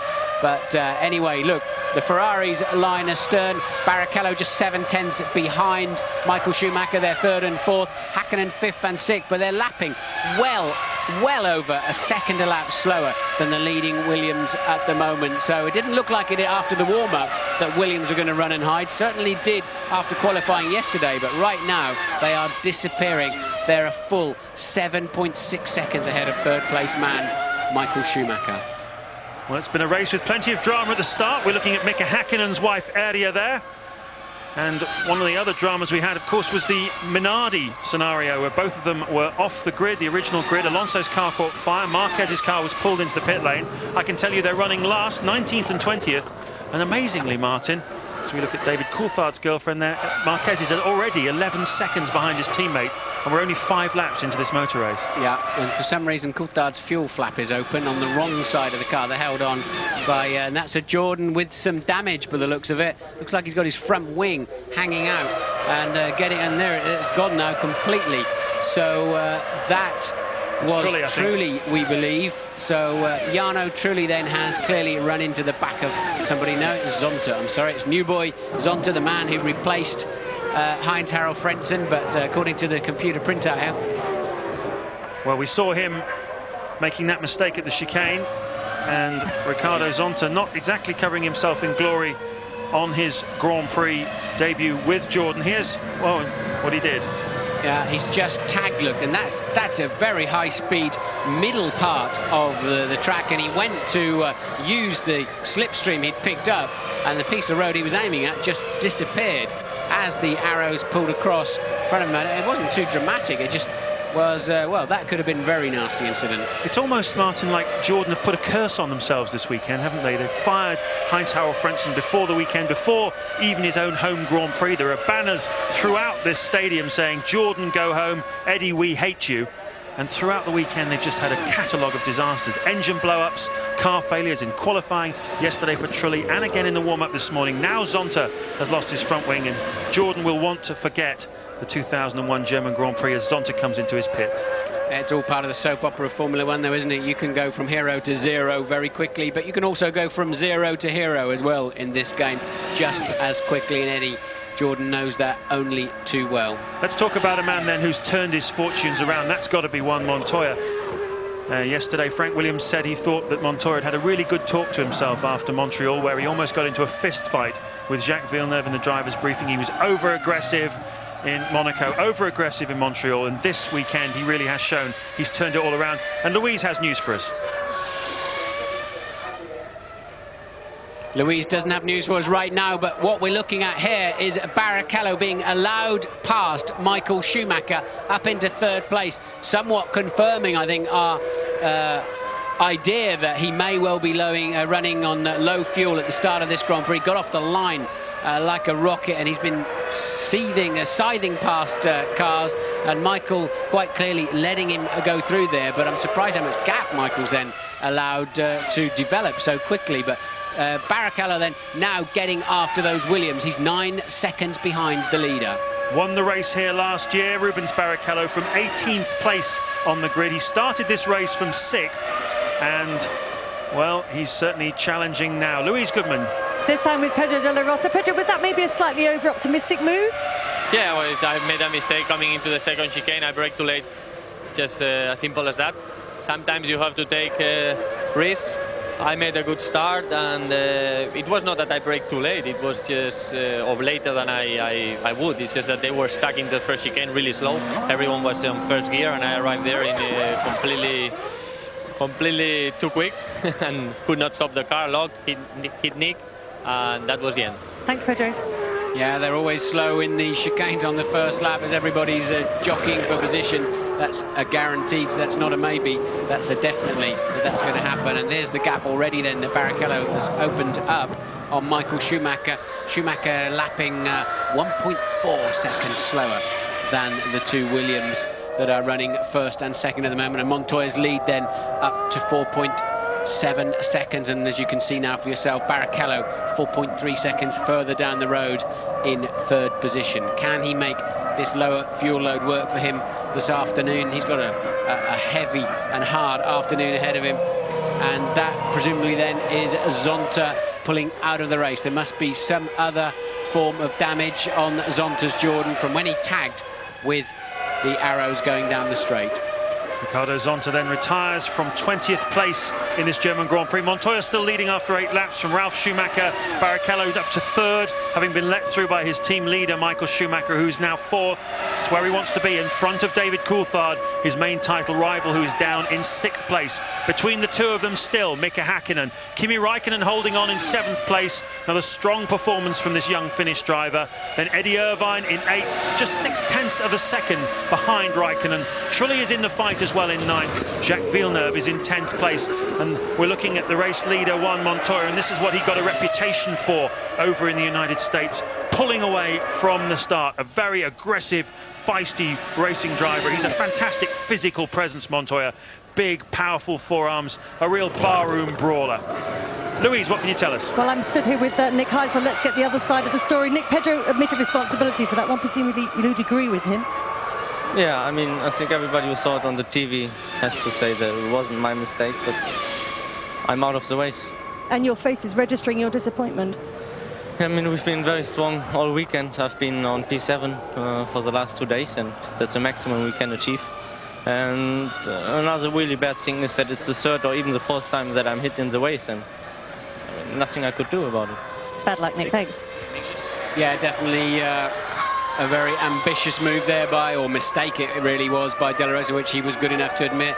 We're just watching a slow-mo of the oversteering McLaren there of David Coulthard with the fuel flap, showing the cars, all Formula 1 cars have a fuel flap on both sides, because depending on the direction of the racetrack and whether the pit's on the inside or the outside of the racetrack, you fuel left or you fuel right. You fuel right-hand side of the car from the driver's perspective here, so that is just a redundant flap this weekend that has managed to come up by itself, and that will not be helping the aerodynamics on this high-speed, low-downforce racetrack.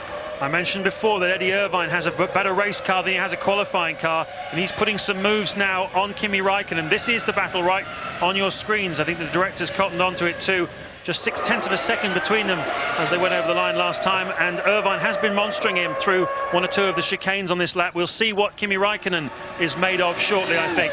And here's the scrap going on for 9th place. Trulli is leading from Villeneuve and Panis in this scrap. This is really the middle race, with the BARs and the Jordans scrapping it out for perhaps the last of the points positions. But at the moment, you have to say Sauber have got the upper hand on these two teams. Not what we expected, but it's certainly what's being played out here. And I think Panis is ahead now, isn't he, of Villeneuve? So Panis somewhere has snuck past Villeneuve to take that 10th place. Yes, indeed, he has. So 3 Honda engined cars then, a line astern, the other one out of the race with Zonta tripping over early on, tripping over an Arrows and losing the nose and probably damaging the suspension as well.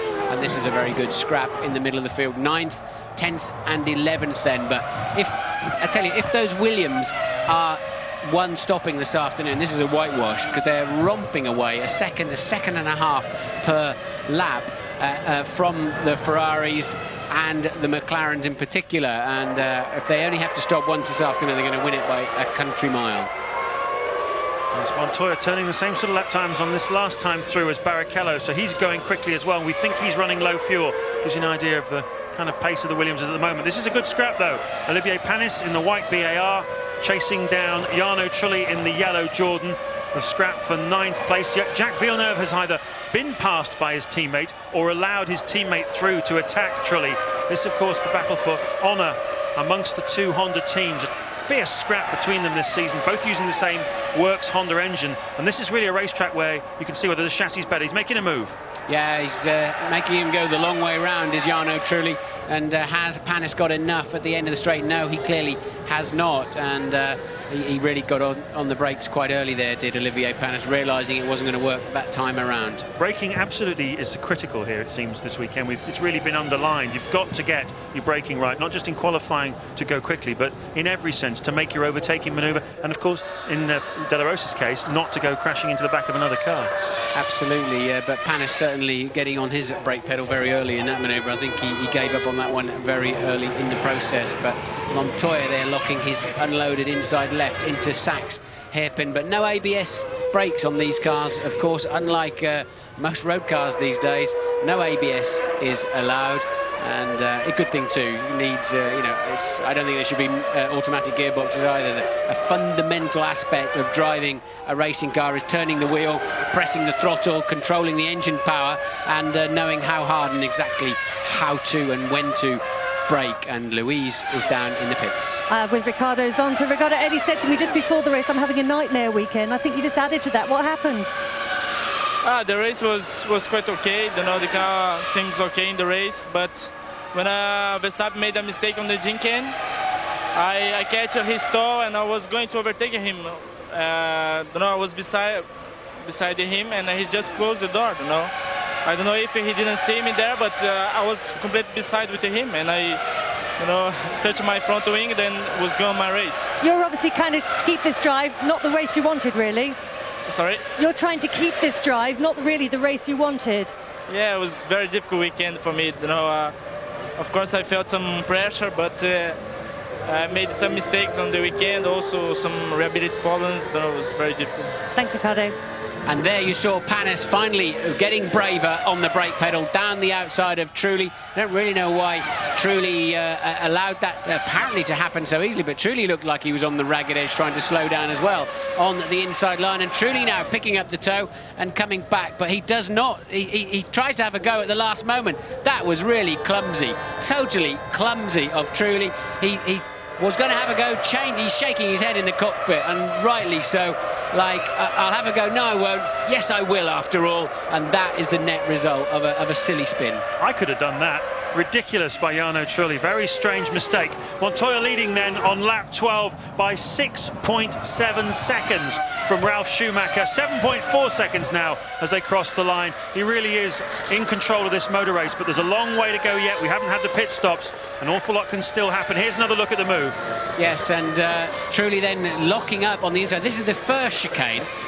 And then, no, sorry, it's the second chicane. So it was almost a carbon copy of what happened when he went up the inside of the previous chicane to that. And let's see another replay. Coming up the inside, struggling to slow the car down.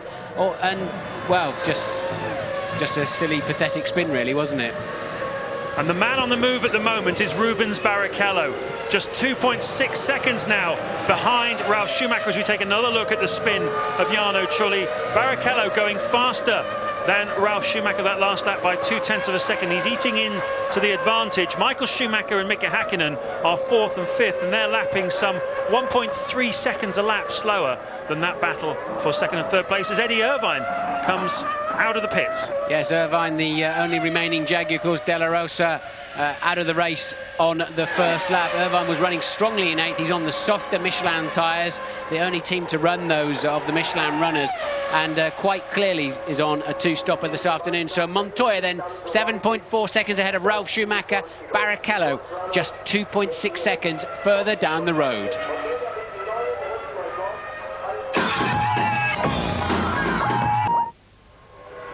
Lap 14 of the German Grand Prix, and Mika Häkkinen in trouble. Mika Häkkinen slowing down. Fluid coming from the back of that car. The McLaren mechanics look like it's all over. He thinks it's all over. It definitely is. And Häkkinen out of what was 5th place in the German Grand Prix. His rotten luck in 2001 continues, Martin.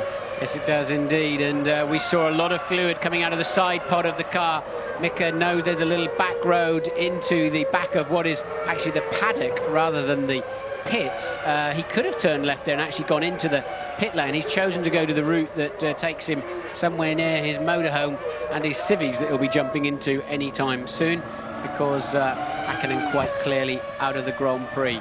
And well, it's not looking good for McLaren at Mercedes-Benz this afternoon. They've got 2 BMWs in front of them. They're just 100 miles from their home, 100 kilometers from their home in Stuttgart, and it's a miserable afternoon so far. Yes, Mika Hakkinen's 6th retirement of this season. Ted Kravitz, what can you tell us? Yes, James, actually down here in the McLaren pit, the mechanics had moved all their chairs that they sit on during the race while they're waiting for them to do their bit in the pit stops. They've moved them out of the way. Thought Mika was going to be able to make it back to the pit, but wasn't. Heads dropped. It just, you know, another one of those things. Hakkinen out of yet another motor race this year. Ralf Schumacher responding to the challenge from Barrichello. He's gone half a second faster on that last lap than the Ferrari driver, as Mika Hakkinen once again disconsolately takes off his helmet. Look at the fluid pouring out. Is that a whole radiator?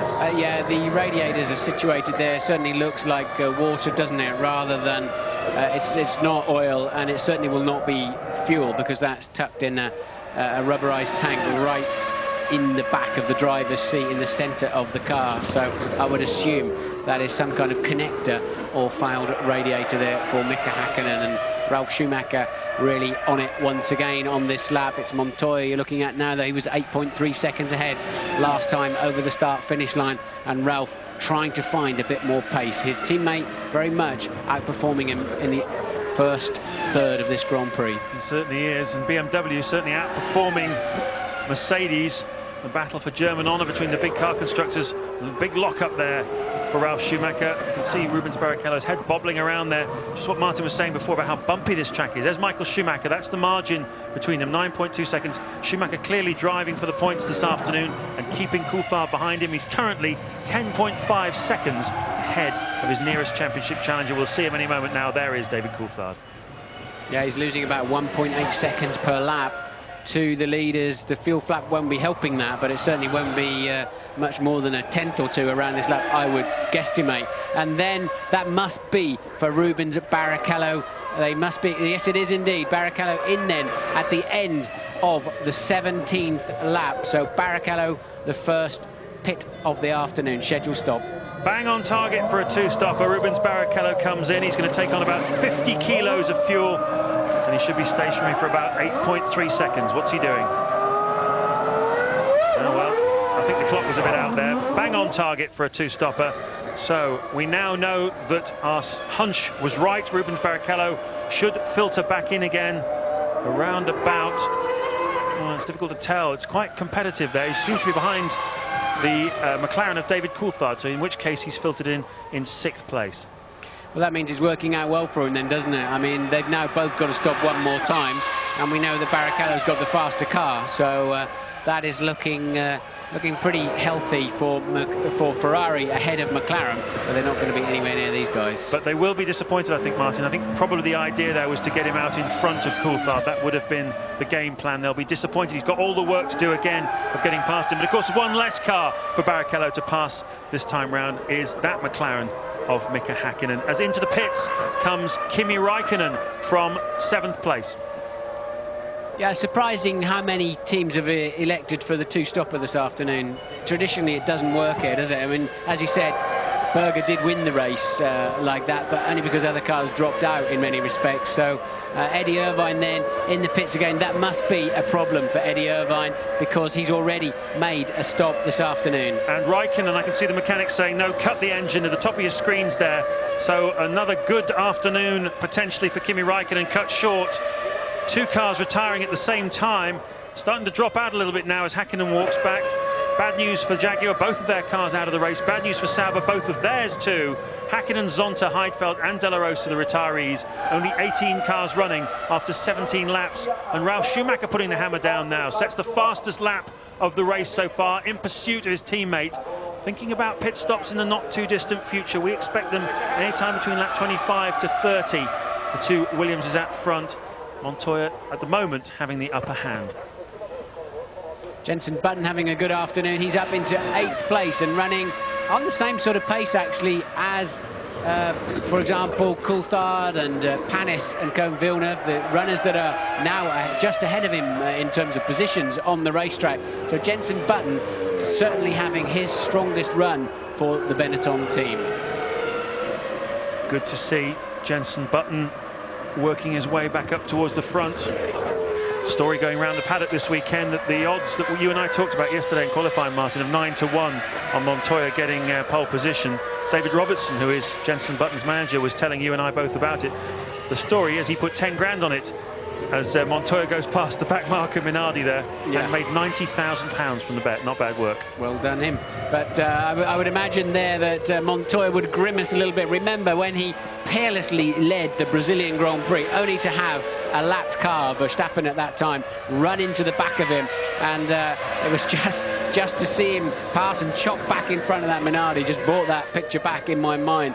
So we have seen this man, well, this is Ralf Schumacher, of course. We have seen Montoya able and comfortable to lead a Grand Prix, even in his first season of Grand Prix racing, and he does seem to have the confidence and the mental strength to do that. And this then is Barrichello, who has pit stopped once, up behind the sole remaining McLaren of David Coulthard. They are currently then 4th and 5th. Yes, this is a battle, and Ferrari will want, you see the crowd on their feet, willing the Ferrari on, or possibly willing the McLaren on with that Mercedes power plant. They have a huge following here in Germany, Mercedes-Benz. Ferrari, though, will want Rubens to give David Coulthard a very hard time, because he's the main championship rival of Michael Schumacher, with 27 laps of this Grand Prix remaining. This is lap 18.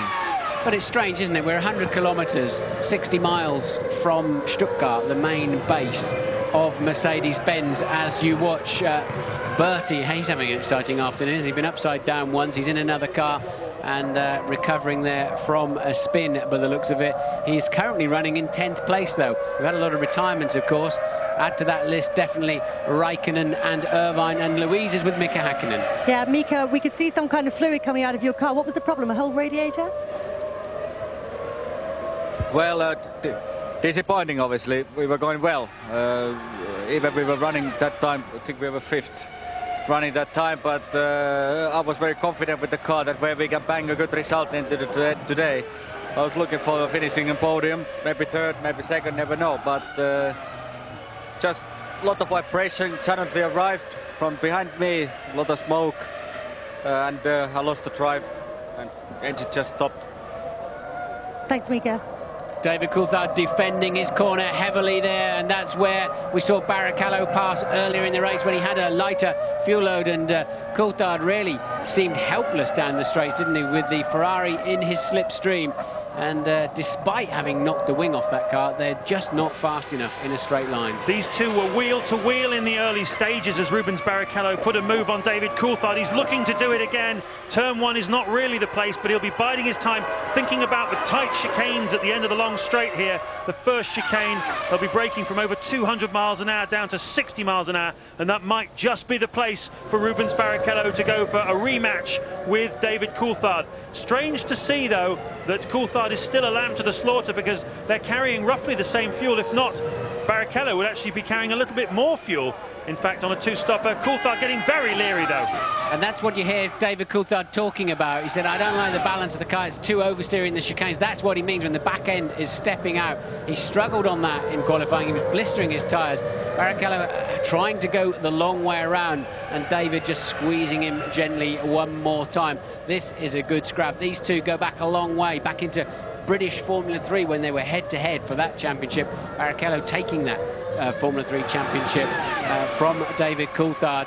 But you can't help but looking at it, it's not very scientific, but looking at it, there doesn't appear to be a big difference in the rear wing level, although there are many other aspects that are to do with drag of the car. And look how close, look how hard Barrichello can punch out of those chicanes and make up that distance already before he gets into the slipstream. It's not just Coulthard's car that's been struggling. This is a rematch exactly of what happened before. And once again, Barrichello goes around the outside of the Sachs curve, and he is absolutely flying this afternoon, Rubens Barrichello. A real point to prove the German fans here, the Ferrari legions. They love it, absolutely love it. Rubens Barrichello then up into 4th place. Still leading is Montoya after 20 laps. Ralf Schumacher second, 9.2 seconds behind his teammate.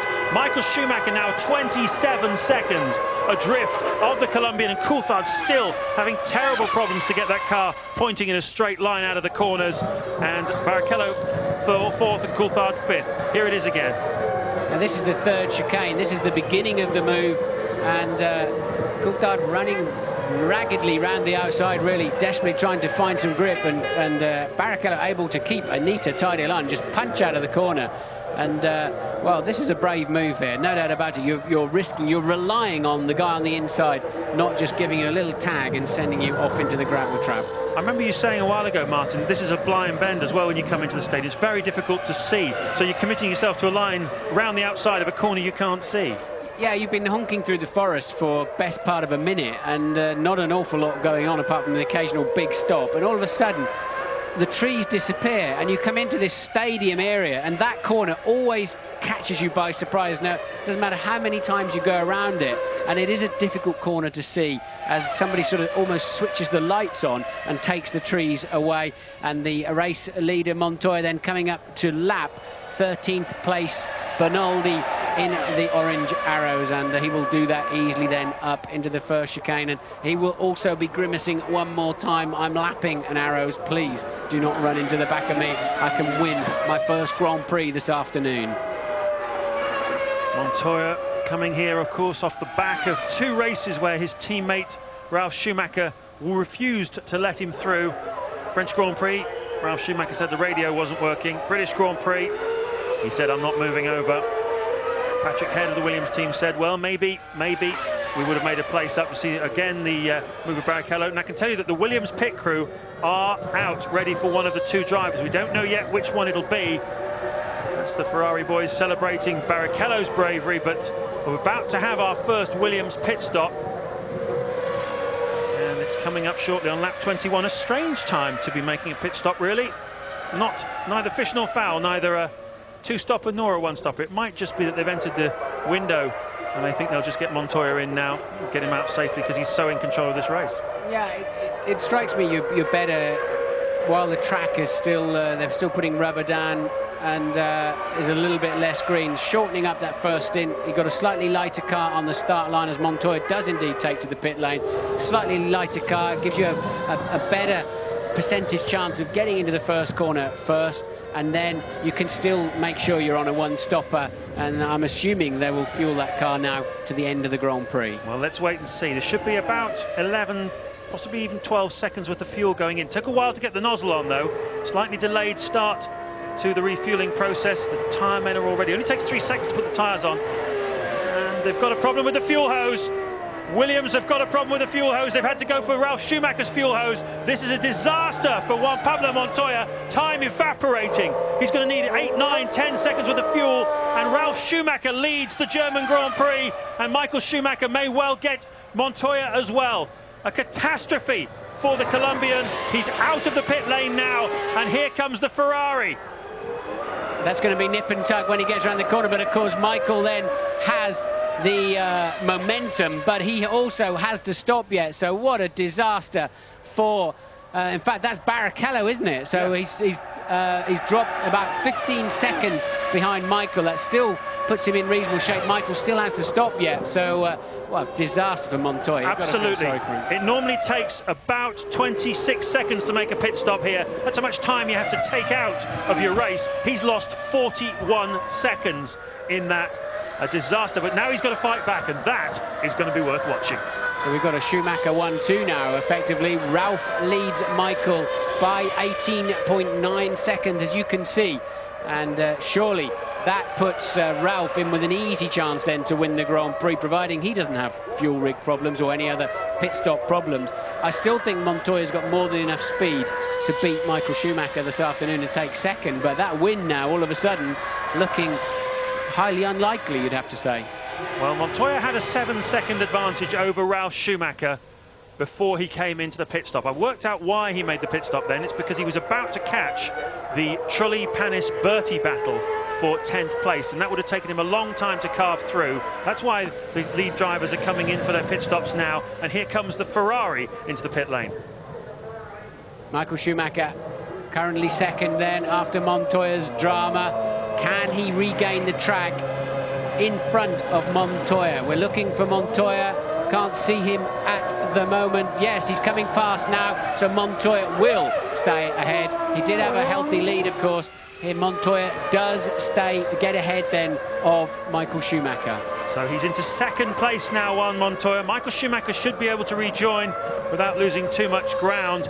Pit stops always have such an influence on the Grand Prix, don't they? Because things can go wrong. There's always that possibility. I think Montoya's third place. He is definitely behind Barrichello. So Montoya out into third place. Now Ralph, then, the new leader, has to make his stop this time around. Of course, Barrichello has to make a second pit stop. He's on a two-stop strategy. Everybody else on a one. Michael slows down. Michael Schumacher has got problems. We saw it the first start. He didn't have any gears and the car... He's only just made his pit stop and something has gone catastrophically wrong. He's not pulling off the racetrack, though, which is a strange move for him. He obviously thinks he's going to get it restarted again.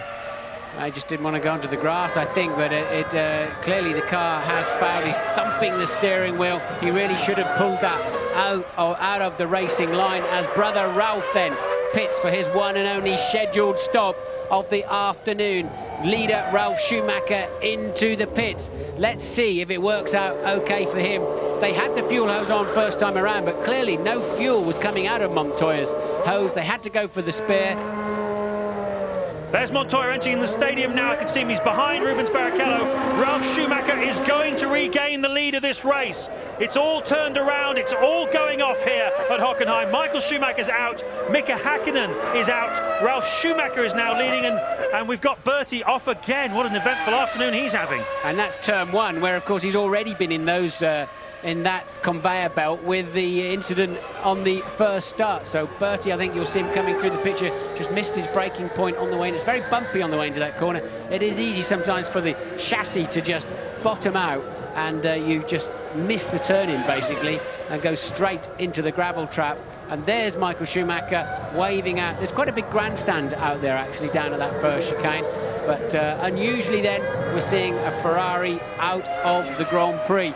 Coulthard will then be taking some points out of Michael Schumacher's World Championship lead if he can get to the end of this Grand Prix. David Coulthard is currently running in fourth position.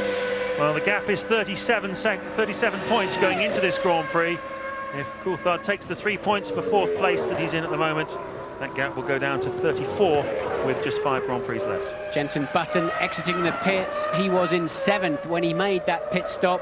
So Button out now then, and past him goes Trulli and Panis. So Jenson Button having, as we said, the best weekend so far of his Benetton career. Michael not looking too gutted. Of course, he has got that healthy 37-point lead, and Coulthard has yet to get to the end of this Grand Prix. What I want to see now is, will Montoya really put the hammer down? We know from what he's told us on the grid, we know from what Frank Williams has said, they're allowed to race each other. Will that now be the case? Will he set about closing whatever the gap is? We're going to find out what that gap is this time around, now that they've settled down after their pit stops. And they're coming across the line now. Smoking. He's smoking. He's smoking. You can't see it on your screen. Montoya has blown up right in front of us, Martin. Juan Montoya is out of the race. Unbelievable turn of fortune for the Colombian driver. Well, I mean, how quickly can it go wrong for him? Just like in Brazil, leading the Grand Prix easily and through no fault of his own, with fuel problems, with an engine problem. And remember, he only ran this car for 7 minutes this morning. He wanted to minimise the on-track time. Clearly, there's an Achilles heel. We've seen it now for ourselves. It was a blue, smoky sort of, I would guess, engine failure. I'd be surprised if it's not an engine failure. That's the pit lane. That's why you saw the car flashing through, despite having jumped over the wall there. He's crossed the pit lane, so Ralf Schumacher then leads from Rubens Barrichello by 10 seconds. And Coulthard now up into third place. Yes, more points for David Coulthard. More points eating into the lead of Michael Schumacher in the World Championship. It isn't over yet. And Juan Montoya had another terrific afternoon, hasn't he? Through no fault of his own, he's out of this race. Michael Schumacher also out of the race, just signing a few autographs as well. His luck at this circuit has really been poor over the years. Only won once back in 1994. You think of all the years that Michael Schumacher's been competitive. Here's another look, Martin, at Montoya's demise. I think it's our first look, really, isn't it? We just happened to see him out of the window here of the commentary box smoking, and that obviously is the right bank of the BMW V10 letting go there. And good night and thank you from Juan Pablo Montoya. Well, this is the circuit on which a nutter walked out last year and caused chaos in the Grand Prix. It's an eventful race. It's been eventful for all of these men who are now reduced to the role of spectator. Luciano Berti, he's certainly had quite a time of it this afternoon. Michael Schumacher, Mika Häkkinen's on the sidelines, Pedro de la Rosa, Nick Heidfeld, Kimi Räikkönen, Eddie Irvine, and of course Juan Montoya. 12 cars still running after 26 laps. And of those cars that haven't stopped yet, third place man Coulthard, fourth place man Fisichella, believe it or not, in the Benetton, sorry, and Jarno Trulli, seventh place man. We saw him spin off earlier on. He did recover, of course, down in seventh at the moment. He's also yet to stop for fuel this afternoon. They must be coming in quite soon. Indeed. Of course, Martin, this is one of these rare races when a lot of front runners drop out. Michael Schumacher, Mika Häkkinen, Montoya. From the front-running teams, it's an opportunity for the smaller teams to fill their boots, get some points. It looks like Fisichella at the moment, Alesi there in the points. Fisichella fourth, Alesi fifth.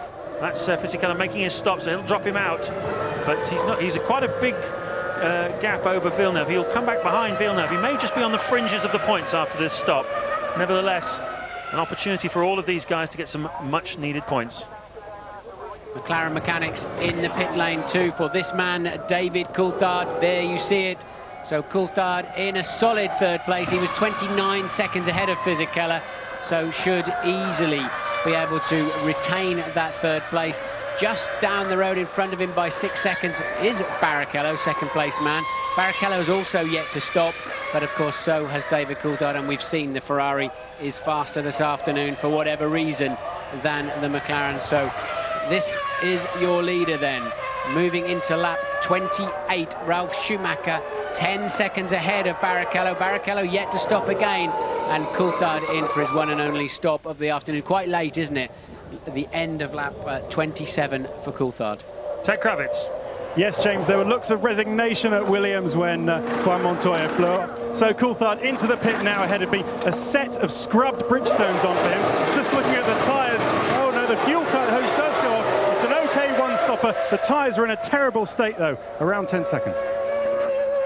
I thought it seemed not too bad actually. If that clock of eight and a bit seconds of fueling seemed pretty good for me for a one-stop. Of course, he now has less distance to go to the end of the race than he has travelled so far. So, and is that smoke I just saw coming out of the back of Coulthard's car? As he may have been, may not have been, but I thought I saw just as we cut. Yes, it is. Look. Coulthard, I think that's Coulthard the other side of that bridge, out of the race. Yes, it is. David Coulthard out of the race. So often happens, James, you make a pit stop, the temperatures just rise above a critical point, you hit the rev limiter to leave the pit lane, and bang, out it goes, just like Montoya. Well spotted, absolutely amazing. Indeed, David Coulthard is out of the race. The front runners dropping like flies. We've only got two cars from what are considered to be the established top three teams still running in this German Grand Prix, and they are Ralf Schumacher and Rubens Barrichello. Rubens in second place, just 9.9 seconds behind Ralf, but of course Rubens has to make another stop. Jacques Villeneuve is enjoying the afternoon. He's now up, promoted to a podium position in third place. Fisichella up to fourth, Panis is up to fifth, and Jenson Button, for the first time this season, is in a points-paying position in sixth place. Now that'll be critical for Benetton to score some points. Right now, they're headed to be at the far end of the pit lane for next year when they reshuffle the pack based on championship positions. That's the stricken McLaren of David Coulthard, and that is the European Minardi of what must be no, it's Marquez. Marquez is in the pit, so Marquez having a dismal afternoon too. Norbert Haug then, both of his cars, he's the Mercedes-Benz Sporting boss, both of his cars now out of this Grand Prix, And being the BMW people will be sitting on all of their crossed fingers and toes. They would like to win this race. Or maybe for the second consecutive year, this man, Rubens Barrichello, can win the German Grand Prix for his second Grand Prix victory. Ralf Schumacher leads from Barrichello. Coulthard showing third on the computer, but now out of the race. So that elevates Villeneuve into third. Fisichella is fourth. Panis is fifth. Button is now sixth. Alesi seventh. Trulli 8th and Bernaldi in 9th. Verstappen rounding out the top 10.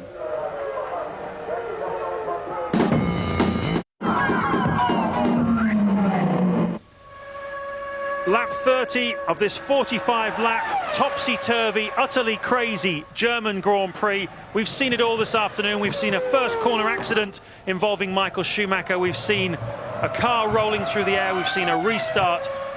Many of the front runners have dropped out, some of them after pit stops, some of them with engine blow-ups, and it now means this man, Juan Montoya, led until his pit stop dropped him down into third place. A disastrous refueling for him, dropped him right down, and then his engine blew up, and it's meant that Jacques Villeneuve in the BAR is up in a possible podium position. It means that Fisichella in the Benetton had such a miserable season so far, is now in fourth place in a points-paying position. The second BAR of Panis is in fifth, and Jenson Button is still holding on, although in sixth place, although he's got Jean Alesi breathing all over him. I think this is showing just how dominant Michelins are around here. The harder Michelin tyre, which the two Benetton boys are using. Look at them, they're right up with the BAR Hondas. They're fourth and sixth at the moment. BAR Honda third and fifth. And, well, if Eddie Jordan went home from the British Grand Prix feeling very, very unhappy, how's he going to feel this afternoon? This is going to launch, if they finish like this, launch the BAR Honda team ahead of Jordan in the World Championship by at least 2 points. And no sign of any points at the moment. Jarno Trulli in the sole remaining Jordan back in 8th place. So really, poor old Eddie having a dismal time of it at the moment. But no such problems for Ralf Schumacher. 11.3 seconds ahead of Barrichello. And like we know, for sure, Ralf Schumacher will have been told that Barrichello has to come in one more time. And that, surprisingly, is the BAR team getting ready for another pit stop. We're expecting Panis in this time around. So that's actually looking even better then for the Benetton boys. Indeed it is. The BAR team have got some work to do. They're 12 points at the moment in the Constructors' Championship to Jordan's 15, so they could just do with at least 4 points this afternoon to get them ahead of the Jordan team, would put them up into 5th place in the World Championship. Amazingly, both those two teams are still behind Sauber after that fantastic season that Sauber have been having, in 4th place so far. And Benetton looking as though they might well have a real cash cow of an afternoon here at Hockenheim. We remember 1997 when Gerhard Berger made his great comeback after injury in the Benetton and won this race for the Benetton team. It's been a good track for them over the years. Michael Schumacher's won here for them, and maybe they're going to get some big points today. Here's Panis, though, in the pits. Yeah, he was giving it plenty on the way into the pit lane as well, wasn't he? Panis knowing that he's got to stop and get back out and try and catch those Benettons if he wants to get a decent points haul this afternoon. As you said earlier on, James, this is payday for the midfield and lesser teams. When the big boys have a bad day out, then you must maximise these days. This is where you score your points and where you get all of the TV money, etc., for the following year in several millions of dollars. And Barrichello's crew waiting for him. Then he comes out of 2nd place. He is a full 59 seconds ahead of 3rd place man Villeneuve. So unless there's any major dramas, of course, Rubens will emerge clearly in 2nd place, but also clearly a long way behind the leader, Ralf Schumacher. Rather annoyingly, he's going to have to lap the 2 Arrows once again. They've gone past us, so he's got to, well, there's a delay here. Fuel hose isn't even on. Fuel hose had to go back on again, didn't it? So similar circumstances then to Montoya, but that's still not going to compromise his 2nd place with regard to 3rd, but just puts him even further behind, of course, Ralf Schumacher. What a breathless afternoon we've had, Martin, here in the German Grand Prix. Just shows you can never take anything for granted in this sport, can you? Someone looks like they're sailing off into the distance, and the next thing you know, they have a problem with the pit stop, the fuel hose won't go on, the engine blows up, they catch a back marker, and the whole picture just turns around. It always, I find it curious. Look, they're looking at the fuel rig. I mean, that team like all of the teams, will spend, you know, several $100 million, the key teams, any of the big teams. And then something as silly as a fuel hose will not work. But they are supplied by a company called Intertechnic. They are delivered to the teams. The teams are allowed to clean them and check the filters and that sort of thing, but it is carefully controlled, the flow rate. Otherwise, you'd have a big advantage during the Grand Prix if you made your machine deliver its fuel much faster than standard. And quite clearly then some gremlins in those refueling rigs that makes a bit of a mockery of the situation. Indeed it does. New rigs this season, and there were some complaints about them and testing of them before the season started. A few teams had some problems. We haven't seen those problems so far in the 11 Grand Prix, but in round 12 we've certainly seen plenty of problems on the Intertechnic rigs. Let's just take you through then the cars still running on lap 33. We look at the two arrows of Benoldi and Verstappen running line astern. We have Ralf Schumacher leading by 14.5 seconds from Rubens Barrichello. Jacques Villeneuve is third, then Fisichella fourth, Button fifth, Alesi is sixth, Panis is seventh, Trulli eighth, Benoldi ninth, Verstappen 10th, and Alonso, the last classified runner, one lap down in 11th place. And in fact, the margin between Ralf Schumacher and Barrichello now has gone through on the computer, allowing for Barrichello's lost time in that pit stop. It's now 47.7 seconds. So Ralf Schumacher, with 12 laps to go, can afford to just take it a little bit easy. We've seen one BMW engine blow up this afternoon. We don't want to see another one. Michael having a quiet Sunday afternoon chat. They'll be getting the sandwiches out next and the black coffee, won't they? Having a bit of perhaps having a game of cards. Yeah, those marshals can dine off that for a long time, can't they? The day that Michael stopped near us and had a chat with us. But Michael will be mighty relieved that Coulthard's dropped out of the race too, of course. He was heading for probably 4 points and would have kept the championship at least. Well, it's still alive because there's still mathematically a chance, and as Michael will be only too aware, as he was heading for the barriers in Monza last week, having a huge accident during testing, that it can turn around so quickly. But Coulthard needed those 4 points today. He certainly did, because we now have just 5 races to go in this year's World Championship, and he's still 37 points behind the German, which means he really has got to score maximum points at every single race for the remainder of the season. You just have to say that with the pace we've seen this weekend from the Williams team, that is highly unlikely. Louise Goodman's with David Coulthard. Yes, I am indeed. David, it's really turning into a race of attrition. Do you take any consolation from the fact that Michael's gone out as well? Not really, no. I'm not. I'm more interested in me finishing the race, first of all. So obviously very disappointed. Wasn't particularly quick in the race anyway.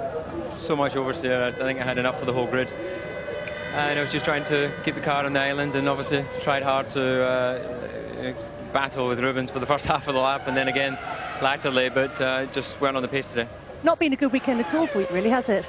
No, it's been a very difficult weekend. Balance of the car has been somewhere else, and we haven't been able to achieve it. And then obviously I was a bit worried when I saw Mika have the problem, because we've been pretty reliable all year, but obviously this is a unique circuit, and after the pit stop it was obviously just too much for it. Thanks. I'm travelling home with David tonight. That's going to be a bit of a grim plane journey. I think that's going to be a bit of misery, because that's not the result he needed today. But what can you do, really? You can only press the throttle pedal and keep turning the steering wheel, and if it won't keep running, not so much you can do about it. But third place man Villeneuve then, he is currently 24 seconds behind Barrichello now. That pops up on screen as I'm talking about it, because, of course, Barrichello had a very, very slow pit stop. So Villeneuve in a podium position. Good afternoon for a number of these smaller teams. Villeneuve holding on in third place. That'll be his second third place of the year, back at the Spanish Grand Prix. Villeneuve up on the podium once again, and of course he's just recommitted, hasn't he, to BAR for next year. Both drivers are staying at BAR, so currently they're running third, and Panis, with that second stop of his, has dropped down to 7th place. There's another side to this as well, Martin, which is BMW Williams are chasing McLaren in the Constructors' Championship. 20 points McLaren were ahead of them in second place before this race. This will be 10 for Ralph if he can get to the finish, and that will bring that margin right down. Frank Williams and Patrick Head are determined to get second place in the Constructors this year, and I know that Ralf Schumacher is gunning for David Coulthard in the Drivers' Championship as well. The gap between them was 13 points, as we see Jarno Trulli pulling out of 8th place in the race. The gap between Ralf Schumacher and David Coulthard was 16 points going into today's race. It will be down to just 6 with 5 races to go. So McLaren certainly can't take anything for granted. Lap 35 then. Ralf Schumacher leading Rubens Barrichello. Villeneuve holding on in 3rd place ahead of Fisichella 4th, Button 5th, and Alesi in 6th place.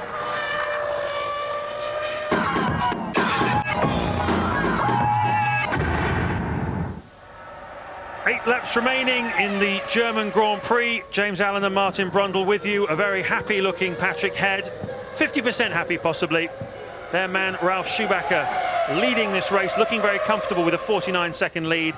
The 50% of him which will be unhappy is the one which will be reflecting on the fortunes of Juan Pablo Montoya, who led this motor race, looked like he was going to win it, and then a sequence of events, first a poor fuel stop and then an engine blow-up, put him out of contention. And Louise Goodman can tell us a bit about Montoya's situation. Yeah, he was indeed 100% unhappy, as you would imagine. He had actually left the circuit already without speaking to any of the journalists. He did have a quick word with Anne Bradshaw, the team press officer. None of it apparently repeatable on a family show, so I think you can judge your own conclusions from that. But I can confirm it was an engine problem that put him out of the race. So Montoya then joining the other 12 people that are currently out of this Grand Prix. Trulli then has dropped. There's 10 runners. Trulli out, engine problem it looked like. Coulthard, engine problem. Marquez stopped in the pits. Montoya, engine problem. Michael Schumacher looked like electronic or fuel to me on the side of the road. Luciano Berti went off into the barriers in turn 1. Raikkonen, some kind of problem when he was in the pits. Same with Irvine, dropped out of the race after or in a pit stop. Hakkinen, fluid pouring out of a radiator on the left-hand side of the car. Zonta, what happened to him? That's a long time ago, isn't it? Heidfeld knocked out of the race when De La Rosa, the first retiree, smashed into the back of him at the first chicane of the second part of the race. There was a restart because there was a big accident. Michael Schumacher's Ferrari lost drive, heading down to turn 1 of the first start and was slammed into the back of by Luciano Berti. Debris all over the racetrack. They had to restart this Grand Prix.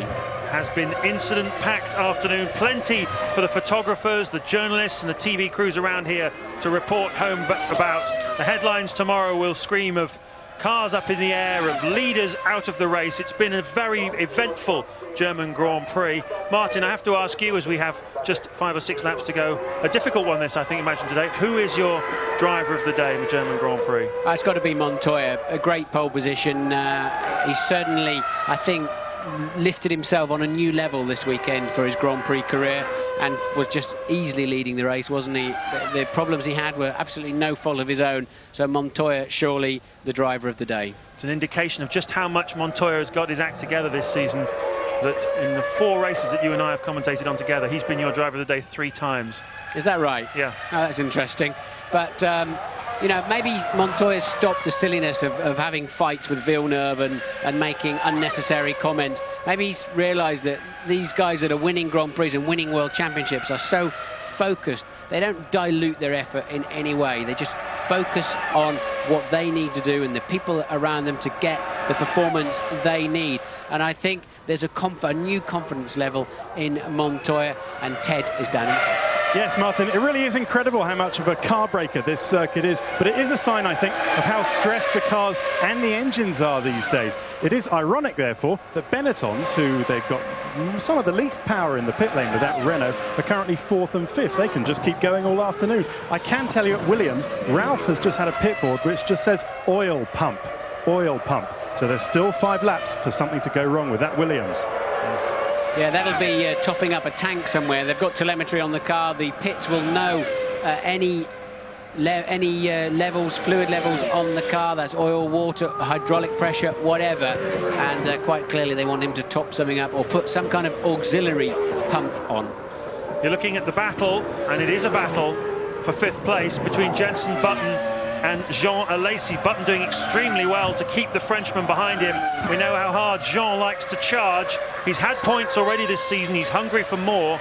Button desperate to get as many points as he possibly can. It's been a very barren season for him. His teammate Fisichella is 7 seconds ahead of him, and he would dearly love to just keep exactly where he is now for these remaining 5 laps here at Hockenheim. That's Olivier Panis who's dropped down to 7th place as a result of his second pit stop. Martin, where do the teams go from here? It's been a bit of a watershed race this for a lot of people, hasn't it, this German Grand Prix? Certainly from a championship point of view, Coulthard's really got a mountain to climb. Williams look like they're really there for the remainder of the season. McLaren, they've just not been at the races all weekend. Where do they all go from here, do you think? It's a tough call here, James, because they've got to decide whether they're going to put all of their energy and focus into next year's car now already. Most of the key teams will have those penned and underway to a large extent. So, you know, where do you put your resources? Do you put them into a season that's slipping away from you, or do you put them all into next year's car? Certainly, McLaren do have a lot of work to do, and I think it has to be said, the Mercedes-Benz engine is not as powerful as it needs to be, does not allow them to run the downforce they have to run. Ferrari appear to have a good all-round package, decent reliability, although Michael Schumacher parked on the side of the racetrack, of course. But Williams, BMW, they must be extremely happy. We're heading towards Monza, Spa, Suzuka, high downforce or high-speed circuits where you need a lot of power, and they do seem to have a great package underneath them. The fastest speed hit this afternoon has been 357 kilometers an hour. Ricardo Zonta managed that, obviously running very low wing on that Jordan Honda. 357 kilometers an hour. Was that 225 miles an hour, roughly? Don't know, to be honest. Zonta, I've just remembered why he went out. He was just trying to pass an Arrows, wasn't he? And tagged his, he said he was alongside him, but actually tagged his nose on the right rear wheel of an Arrows, and then pitted for a new nose and then had to pit again. So obviously some kind of suspension damage, I would imagine. So let's talk a little bit about Ralf Schumacher with 5 laps to go. Is he going to win his 3rd Grand Prix of the season? He's been in Formula 1 now for 5 years. This is when he's really beginning to come into his own. He's hitting his best form with the BMW Williams team. 77 Grand Prix in his young career. And he started 4 times this year from the front row. Had a big crash on Friday, lost an awful lot of track time. He's done well to bounce back from that. You have to say he wouldn't be in this position had it not been for the misfortune of his teammate Juan Montoya for the 2nd Grand Prix of this 2001 season. Montoya been the dominant driver, led as he did in Brazil, and just like in Brazil, bad luck has put him out. There, it was an accident with Verstappen. Here, it was a refueling problem and then an engine blow-up. Nevertheless, Ralf Schumacher will take the points whichever way they come, because he's got just 4 laps to go, and this is the ongoing battle between Button and Alesi. And Button fans, I'm afraid to tell you that Alesi's got the gap down now to under a second, and Jensen's going to have to be right on his game to keep this man behind him. Have you noticed how high Button sits in the cockpit compared to Alesi? They're completely different driving positions, aren't they? Yes, he always has, actually. I noticed that in the Williams last year. I mean, he's a taller driver than Alesi, but not to that extent. I think, obviously, Jensen likes a better view of close to the front of the car for maybe being more accurate on the curves. Jensen is a very smooth driver. I think that's to a certain extent why this Benetton hasn't necessarily suited him this year. He needs a car that needs a very gentle hand on it, and he doesn't tend to pick them up by the scruff of the neck, and maybe that's what this car's needed earlier on in the season. But Button, as you point out, very much under pressure. You can almost, if there was a little window in the front of his crash helmet, for sure you'd see the teeth of Jean Alesi gritted, trying to catch that Benetton. He's already in the points as Alesi in 6th, but he would like 2 points, I'm sure, for his 3rd point-scoring race of the season. I'm sure when you're driving these things, Martin, you're not aware of what you're doing. You're just concentrating on driving. Do you ever catch yourself sort of snarling, or ever catch yourself doing anything strange inside the crash helmet, or breathing very hard or anything like that in situations like this? Oh, you talk to yourself nearly all the time, and yeah, there's Michael listening to well, don't know what I'm assuming it's the race. It certainly won't be cricket, will it, or whatever, but sometimes you get out at the end of a Grand Prix and your jaws ache because you've clenched your teeth. Certainly in Monte Carlo, where you're concentrating and working so hard, and your jaws actually hurt. Interesting you should say that. My dentist believes that the reason David Coulthard's cheeks are the shape they are is because he grinds his teeth too much. I don't know if that's true or not. We'll have to take it up with him sometime. Here's a nice super slow-mo of Ralf Schumacher locking up his left front tyre. And those Michelin tyres, Martin, have been the story, really, of this weekend, haven't they? Yes, indeed. You'd think that the wide fronts of Michelin would hurt the straight line speed. I remember when we used to come here with a Tyrrell with a normally aspirated engine. We used to try and pump the front tyres up to reduce the bulge at the bottom of them, anything for a bit less frontal area and a narrower front tyre. Tyrrell even tried, I think, front tyres on the rear at one point as an experiment to see if they could get down these straights faster with less frontal area, but it doesn't seem to have hurt this BMW. I think aerodynamics have moved on an awful long way in that time, and the drag really is lessened and minimised by some very clever work around the front wing and the barge boards and how they control the air flowing over the car from the very tip of the nose. More points on the horizon for Jean Alesi. He's had a good season, centre part of the season, got a point in Monaco and 2 points in Canada. That's the two Arrows cars. They've only got 1 point so far this season. They're not going to get anything today. They've been together pretty much the whole race. Enrique Bernoldi has been in front of Jos Verstappen, his more experienced teammate. And Bernoldi extremely lucky still to be in this race. He had Luciano Berti vaulting over the top of him at the first stop. But it looks like Verstappen is now putting some moves on Bernoldi. He wants to get past him. You can see Bernoldi getting past Verstappen here. Yeah, it's Bernoldi down into the third chicane. Does he make the move stick? We assume he did, because later on we saw him ahead of Verstappen. So that's a really good scrap for 8th and 9th. They're over a lap behind, unfortunately. So they're probably best part of 5 miles behind the leader in this race. Such is the pace of Ralf Schumacher. Staggering, isn't it? He's backed off a bit now, though. He's only got 2 laps to go. In fact, he's only got 1 lap to go at the end of this one, Ralf Schumacher, and his lap pace has dropped off into the 1 minute 47s. There's Rubens Barrichello. He'll be reasonably pleased with his afternoon's work. Started this race 6th on the grid, managed to get himself up into 2nd place. And Jacques Villeneuve will be happy as well. He qualified outside the top 10. And it looks like he's on his way to 2nd podium of the season for the British American Racing Team. They'll go away with their heads held high. They will not overtake Jordan. Yes, they will overtake Jordan if he gets 4 points. Yes, they'll move into 5th place in the Constructors, BAR, ahead of Jordan if he finishes there. And look at Button now. He's moved up behind Fisichella to just 0.8 of a second. Whether Fisichella was in traffic or made a mistake, I don't know. But Button then suddenly in sight of 4th place man Fisichella, and Alesi relentlessly charging them down, fighting hard with the steering wheel. Very aggressive style, Jean Alesi, almost unnecessarily aggressive. But there then 4th, 5th and 6th. But Ralf Schumacher has left turn 1 for the final time of this Grand Prix, and still round there at the 3rd chicane. He's got the whole stadium to go yet. His 2nd place man Barrichello 50 seconds behind, although of course that's not all on track performance. Barrichello lost a good 20 seconds when the refueling rig did not function properly. Yes, indeed, and he started a long way behind on the grid as well, and he was on a 2-stop strategy, so he's done well this afternoon, Rubens Barrichello, to give Ferrari something to take away from here. They won't be too unhappy though, because their main rival in the championship, David Coulthard, is going to go away empty-handed, and that really gives Michael Schumacher a very comfortable position. 37 points. He is in front with 5 Grand Prix to go. But today has proved, I think, that even though the championship looks like it's heading Michael Schumacher's way, we still have some extremely exciting Grand Prix racing in front of us in the remainder of this season. Anything can happen in the remaining races. Williams look like they're strong. They're going to fight back, and it's going to be great, I'm sure, between now and the end of the season. David Coulthard was fighting to catch up with Michael Schumacher. Now he's fighting to fend off Ralf Schumacher. As you said earlier, he'll be just 6 points behind 2nd place in the championship man David Coulthard if he completes this lap and collects the full 10 points this afternoon. Just the stadium to go then. With some Williams, Michelin, BMW circuits like Monza, Suzuka and Spa coming up, Coulthard is going to have to be at his very best to keep them behind him. It's been about Williams, BMW all weekend.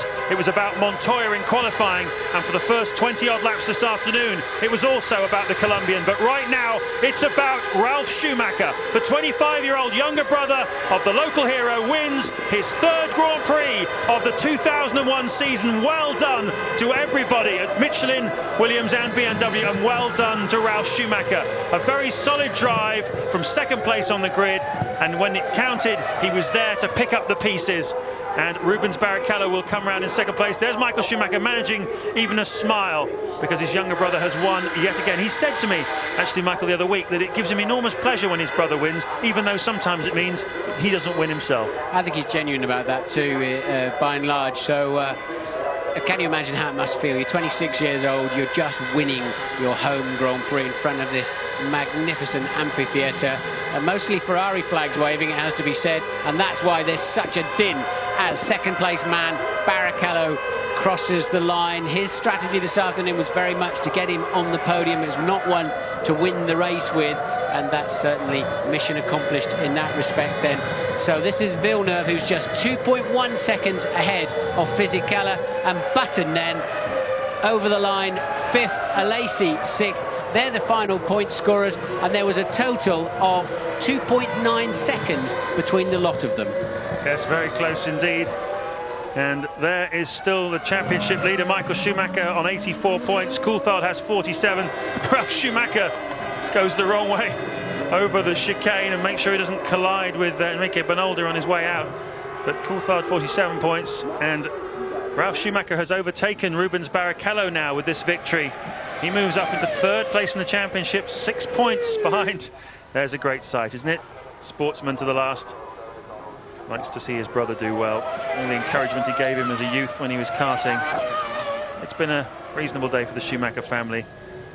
And in the Constructors' Championship, Ferrari, looking pretty imperious, got more than twice the points of McLaren in 2nd place and Williams in 3rd. Sauber 4th, and BAR have jumped in front of Jordan. But a very happy man, no doubt, is Sir Frank Williams. He's talking now with Ted Kravitz. Frank, congratulations. One went bang, but one survived. One had a problem. And Ralf drove a very sensible race when it became clear he was almost unstoppable. It was very fine performance by the team and by BMW, quite remarkable really. Were you surprised? I mean, or did you expect it coming here to a circuit that suited your car so much? Well, from the weekend qualifying and from the morning warm-up, we thought we'd probably ease away from the rest of the field, not as much as we didn't imagine one would disappear that quickly. But the only real worry is to finish the race. They use 73% full throttle around the circuit, which is very hard work for any engine. So it's the 3rd win of the year. Why not one more at Monza, eh? Well, when I was brought up, I was told never ever be greedy. It always catches you up, but one would be very nice. Thanks, Frank. A nice reply there from Sir Frank Williams. He must be very happy, Martin, but he's really back in business now, isn't he? Yeah, they are. It's taken a while, hasn't it? When that flywheel starts slowing down, and all of the teams, they usually take 3 or 4 seasons to start turning it around and building it back up again, but they have some momentum now, there's no doubt about that. It's a home win. It's a home win for Ralf Schumacher. No doubt about that either. And isn't he happy? That's his physio and the rest of the team congratulating him. There'll be some kind of party tonight, I would imagine. Willy Weber there, you just saw the manager of both Schumacher brothers. Hasn't he done well? Managed to make himself a fortune. Former hotelier. Decided when he discovered Michael Schumacher he probably didn't need to be in the hotel business anymore. And now he's discovered Ralf as well. He certainly will never be making any room service again in the future. Ralf Schumacher wins his 3rd Grand Prix of the season. There's Rubens Barrichello coming in. He's had a decent afternoon as well. The right strategy, as you said, Martin, for the Ferrari team. And Rubens picking up another 6 points. He's really been a regular podium visitor this season, adding them to his 3rd place, the Australian Grand Prix, 2nd at Malaysia, 3rd in San Marino, 3rd in Austria, 2nd in Monaco, 3rd in France, and 3rd in Britain, and again 2nd today. Pretty consistent form from a man who quite often gets written off as being the nearly man, really. Yes, he won this race, of course, last year. We saw him sobbing his eyes out on the podium with the Brazilian flag and remembering Ayrton Senna, and it was a great moment for Rubens Barrichello and Brazilian motorsport in general. But I think he'd be moderately pleased with today. Villeneuve, I think, will be extremely pleased with his 2nd podium of the year for BAR, a team that he is more involved in than is normal with a driver. He is a fundamental part of BAR. Normally you're just in a sort of an employee type situation, and I think Jacques has more of a say in the management of BAR than most drivers do. Just saw Fisichella there going through the shot. There's Jenson Button, got his first points of the season for 5th place. So that's 5 World Championship points in one afternoon for Benetton. It's been a long, long time coming for this team, but 5 points takes them, puts them nicely into the championship. Yeah, it does, puts them into 7th place and ahead, amazingly, of Jaguar. I mean, Irvine was having a good run today, wasn't he? But Jaguar down there were just 5 points to their name at the moment. Not working out for them. Michael Schumacher has made it back to the pits. He'll want to see the podium procedure with his brother and see his brother before he goes up onto the podium, of course. All good TV, I'm sure. Michael looking... I mean, Michael's not going to be too upset, is he? He wasn't going to win the race, so Ralph has, and Coulthard scores no points, so that's why Michael's got a bit of a spring in his step, by and large. There you see the championship situation. Going down through to 18th place. Only 22 drivers in Formula 1, which means that 4 have yet to score a point. Pretty good knockings for everybody. Everybody's been collecting some points throughout the season. Been spread out fairly evenly in the lower orders. It's not quite as simple as that, because obviously you've got Zonta in now replacing Frentzen, and that you end up usually with more than that quota, more than the grid numbers by the end of the season. But only 10 finished today, 10 cars over the line, and 12 cars not making it to the end of one of the hardest, fastest but shortest Grand Prix of the year time-wise. It's been a very eventful afternoon. First corner accidents, restarts, leaders dropping out, front runners dropping out. We lost Mika Häkkinen, we lost Michael Schumacher to mechanical failure. We lost David Coulthard as well, and Juan Montoya, the engine blow up. Taking nothing away, though, from Ralf Schumacher. There's Dr. Mario Tyson, the man who's done so much to make this BMW engine what it is. It's amazing, really, Martin. This is only their 2nd year back in Formula 1. Last time they were here was the dark ages. It was the turbo era.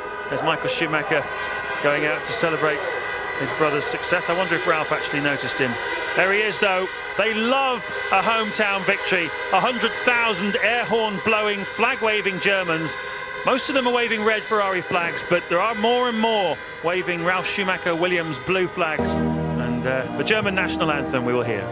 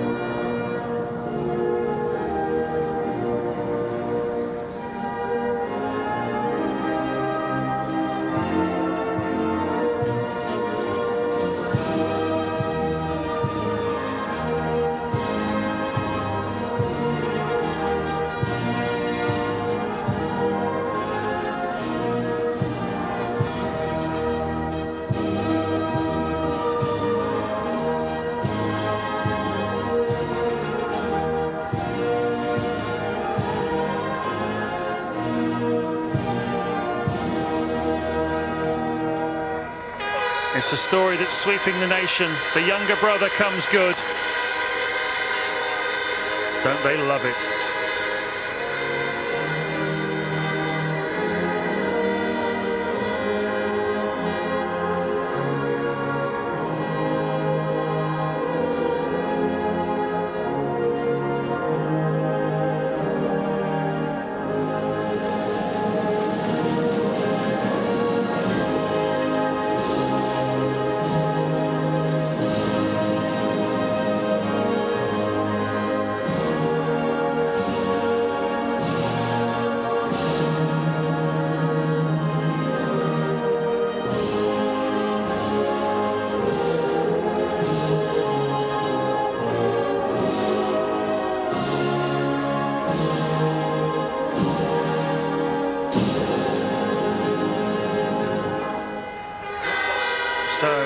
Schumacher wins his 3rd Grand Prix of the season. Nice to see that Jacques Villeneuve has given up the Bilbo Baggins look and has become more clean cut. Notice he's shaved his beard off, got a nice haircut.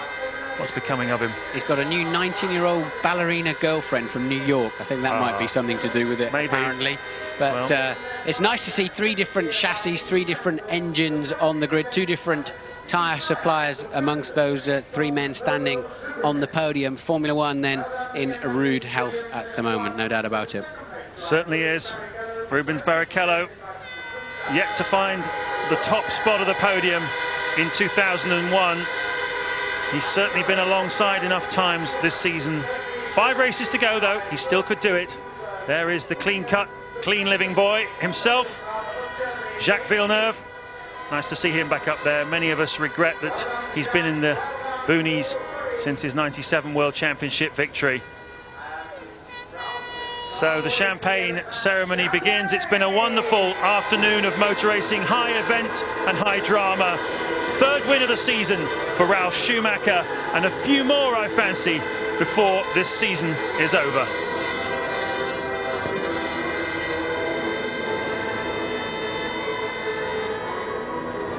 Thank you, James. Thanks to Martin Brundle as well. Ralf Schumacher, a big victory for him. His first podium, actually, in the German Grand Prix. Only the strong survive around here. 10 finishes. A little pat on the back to host broadcaster RTL for the quality of their coverage. Williams putting the squeeze on McLaren, and with the high-speed circuits looming after Hungary, they will fancy their chances for the rest of the season. Montoya so unlucky. Another stormer from Barrichello. There is so much. Okay, welcome back then to Hockenheim. Let me just confirm the result of the German Grand Prix for you. Now, just listen very carefully to this. If Michael Schumacher wins in Hungary in 3 weeks' time, he will be world champion once again. Confirmation of the result then. Ralf Schumacher, the winner here. 10 out of 10 for him. Rubens Barrichello, absolutely storming drive around Hockenheim again for the Brazilian. Jacques Villeneuve on the podium, great points for BAR. And look at that, the 2 Benettons after a blank season. 3 points to Fisichella, and the first 2 points of the year for Jenson Button, and Jean Alesi battling that cross round and making his point. The Drivers' Championship then, so Schumacher wins around the Hungaroring in mid-August. A 4th world title is going his way. Rubens Barrichello and Ralf Schumacher nip and tuck between them, and Ralf might just be looking at David Coulthard and saying, I've got enough time to catch you as well. Montoya so unlucky not to add to that total today. And the constructors, well, Ferrari are away and clear there, but there's a real decent scrap going on for 2nd place, where Williams are gaining ground on McLaren. BAR have moved above Jordan, who've had an absolutely miserable time here this weekend. The press conference, we're going to go down to it now to hear from the big 3 in Germany. Congratulations, gentlemen. Ralf Schumacher, winner of his home Grand Prix in Germany. Rubens Barrichello, 2nd for Ferrari. And Jacques Villeneuve, 3rd for British American Racing. Ralf, what does it feel like to win at home? Well, it's a great feeling. I mean, I've always had a bit of bad luck here. I've never really finished in a good position, and I mean, to be here today in a German package to win the race in Germany is a great feeling. Now, soon after Juan Pablo Montoya, your teammate, had his problem in the pits and you took the lead, he then went back out and his engine blew up. Did the team then tell you that this had happened and to watch everything and perhaps slow down if you had to, or did they just say, keep racing? Well, already before that weekend, we knew that we are on the tight side with the engines. So when after the race, when Pablo pulled away, I was, you know, I thought, okay, you know, you do whatever you want to, and I started to save engine already because I know how long and how hard that race is, obviously, to engines, and it paid off at the end. And after this, the team told me as well, you know, slow even more down, and then it was easy because Rubens couldn't push anymore, so it was a perfect scenario for us. Thank you very much, Ralf. Rubens, you started the race on a 2-stop strategy. Do you think it was one that could ever have produced a race win here today? Well, I mean, thinking that the 2 Williams were on another level, I think the best of what I was hoping for, or what I could achieve, was 3rd, basically, because they were really fast. So I think it paid off, to be honest with you, because I was the only one on their pace to start with, and I took a long time to overtake David. It was a fair race, but I think it was a little bit too close, and he was losing time as well, so I don't know what he was playing, because, you know, we both wanted to go forward and we were losing like 3 seconds a lap, And so I was hoping to finish well. I mean, if Michael was there, I don't know what I could, I would have done it. But it's, in any case, I think it was everything I would hope for.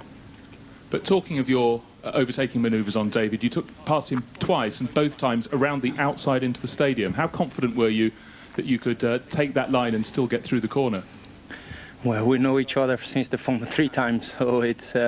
I think we have a respect on each other. It's not the fact of going on the outside. It's that, you know, he left just that side for me, and in a way he was one up on me because of Silverstone last year, so I needed to go on the outside. Rubens, thank you very much. Jacques, your second podium of 2002, but you started outside the top 10 today. You completely surprised? I am surprised to be in the podium. I was hoping to get in the points, and I thought we'd need a little bit of luck to get in the points. But to get in the podium today is great. We weren't very competitive all weekend, but this morning, surprisingly, in the warm-up, after a few changes on the car was really, really competitive with fuel on board. So we knew we had a chance to do a good race, and the two starts went well. But then Olivier, being on a different strategy than us, was going a lot faster, and when he got close to me, then I let him by so he could play with Jarno a little bit. And what I was hoping happened. Jarno went off, so then I was just trying to stay in Olivier's toe so he could carry me along. Now, talking of the start of the race, Jacques, obviously we had two starts today. What did you see of the incident at the first one, where Michael Schumacher seemed to be very slow off the line? I didn't see what happened, but I was surprised when there was a red flag, because we already went through the debris once. By then the track was cleaned, so the most dangerous moment of the race is actually the start, so I was actually really, really surprised. So, man, as always, I think Villeneuve, one of the few people surprised when the race was red flagged with all that debris on the circuit. Anyway, Tony, let's take a look back, shall we, at the start of this German Grand Prix, and I mean, all sorts of stuff flying about, and Michael Schumacher really almost stopping and causing it. Yeah, he had to give us probably the most difficult and dangerous time of a race, and it's like an airplane, isn't it? It's the takeoff and it's the landing, and that just shows how easily it can happen. And that shades of '89 there, when Gugelmin did exactly the same thing over the top of Nigel Mansell and survived quite well. Here it is from another angle. It's when the driver is unsighted like that because he's busy, he cannot see, believe me, the back of the car there. He's busy changing position, whoops, and up he goes. Now, if that had happened 2 years ago, and Bernoldi's very, very lucky, as we've said, because the car went over the top of him, if that would have happened 2 years ago even, the side impact, the top impact tests that the FIA have imposed, then perhaps there would have been some damage to the driver as well, and he might not have walked away from that one. And, you know, we've had other accidents, even like '82, when Paletti went into the back of Pironi, and unfortunately then the driver perished, but that's a long time ago. Safety now is paramount, and it is great to see drivers survive it. It's great to see the camaraderie between Michael Schumacher, concerned about a fellow member there. Grand Prix Drivers Association, very strong as well, led by Schumacher and Coulthard and Trulli. It is actually the nightmare scenario for a crash, isn't it? Because they're all pedal to the metal, absolutely going for it, and you're not going to expect to run into something as poor Bertie did there. And also, the tyres have a certain amount of temperature in them as well. And when you hit the back of another tyre, the tyres fuse together, and that helps the launch pad even more.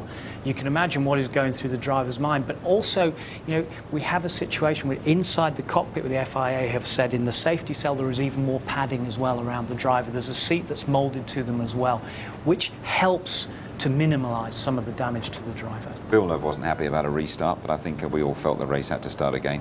We were saying here, as we were sitting and watching the debris that was on the track from that, there was no way. I think that Charlie Whiting and Herbie Blash absolutely right to red flag it after that, because there could have been punctures.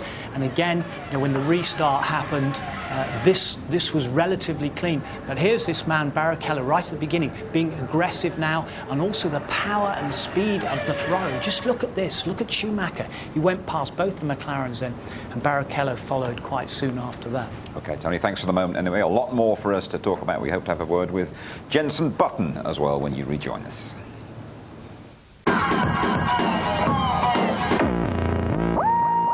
You're back with us reviewing the German Grand Prix won by Ralf Schumacher. Now, Tony, Ralf the big winner here today, but a big tick, I think, for Rubens Barrichello, who won here last year in such emotional circumstances. I just think that Barrichello was aggressive from the start. You know, he made so many moves, even the one with Coulthard, which we really enjoyed. Fabulous passing and repassing.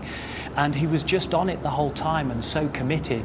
And I think the other story of this whole race is that all the rest of the runners in the field knew the power of the package of BMW, of Michelin and Williams together. They'd almost conceded before they started, so much so that Michael said, I've just got to watch where Coulthard is. And unluckily for David, he went out when he could have scored some more points. It's been a long time coming. Jenson Button has a couple of World Championship points under his belt at last, and Jenson is going to have a chat to us now. Well done, Jenson. Thank you. A long wait. A bit of a shock to you that it's come here? A slight shock, but again, we've been good all weekend. I mean, it hasn't been points finishes, but we've been looking quite good, and you know, the consistency of our car and the reliability has really helped us here. So we're here finishing 5th and 4th, which is great for the team, and we really need it as well at the moment. Have there been times when you've doubted your own ability a bit this season? No, of course there hasn't been, but it's been difficult. I knew there was problems, and also in myself I had to learn new things in the car, which I found difficult at certain times. But it's good to get this result, more for the mechanics and all the people that work so hard behind the scenes and everything. So it's good for everyone. Let's just talk about the race, Jenson. Were you involved in the smash at the start at all? No, I saw Bertie's car behind. I could just see the wooden plank of the car in my mirrors, which was pretty scary. But the good thing is he was okay and able to get out there again. As you can see, these things are pretty strong. And you ran nip and tuck with your teammate Giancarlo Fisichella for quite a while, didn't you? And he got past you. We didn't actually see that. What happened there? I was at the start. I got a good start. I think he got blocked in, and the good thing was that we were running with cars that we weren't expecting to be. For example, the BARs and the Jordans. It really proves, you know, our tyres seem to be working well. I think the Michelins are, and also the car was very reliable and up to speed. It was good to see and great to feel. It's so much, you know, it's a much better feeling when you're able to race with cars like that. It's very different for you, this one, compared to the one that you had at Williams. Are you learning along the way? Yeah, definitely. I've learned a lot this year.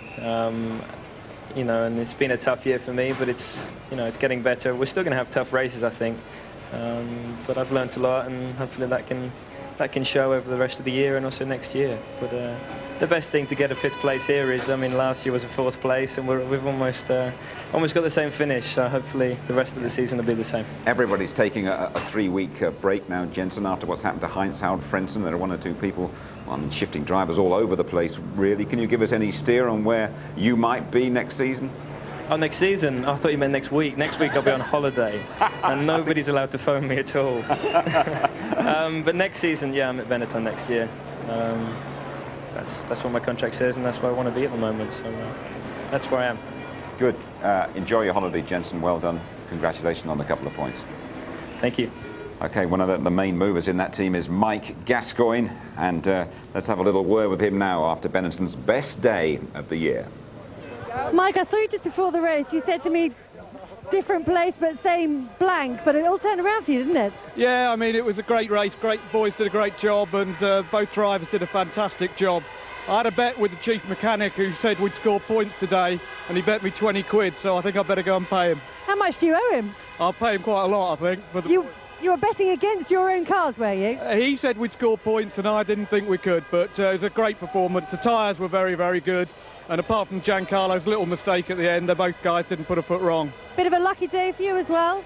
Well, you make your own luck in the end, don't you? We've had to endure quite a lot. I mean, it's a tremendous result for Renault. They've had so much criticism over the engine. This is a power circuit. OK, we needed some people to drop out, but we got 2 cars to the finish. We've had lots of criticism about the reliability, and we've come home 4th and 5th, so it's something to enjoy. Well done. Thanks very much. Very pleased for Benetton, who've taken a bit of a slapping throughout the season. Very sad for Juan Pablo Montoya, who seemed to have the race won, didn't he? And the first sign, really, that things were going wrong for Montoya was his pit stop. Yeah, there'd also been a slight problem, if you remember, at Silverstone when Ralf Schumacher went slightly ahead and stretched the wires when he stopped. But this was a problem with the rig, and they had to switch clearly to Ralf Schumacher's fuel rig, which cost him an enormous amount of time. But we didn't really have time to talk to Gerhard Berger about it when he was here, the BMW competitions director. But he said last week to his drivers, we're not going to win the World Championship in 2002 even, because we're not ready. And one of the areas that we're not ready is in the pits themselves. We're too slow, we're losing valuable seconds, we're losing reliability with the car, as we can see by one engine going, as you can see by in the pit stop there. It's not really the boys' top fault, you know, at all. It's gelling everything together to make a winning team, and potentially they could take the title next year, but not like that. It looked for a little while as though Michael Schumacher might luck into a few points, and he would have lucked into them once again, and then he ground to a halt. That's an unusual sight this season. It's unusual. That's two Ferraris that have failed because, you know, his race car had a gearbox problem. This has got some sort of problem. I was a bit sad that Michael hadn't actually got the car off the track there and out of the way at such a high-speed track.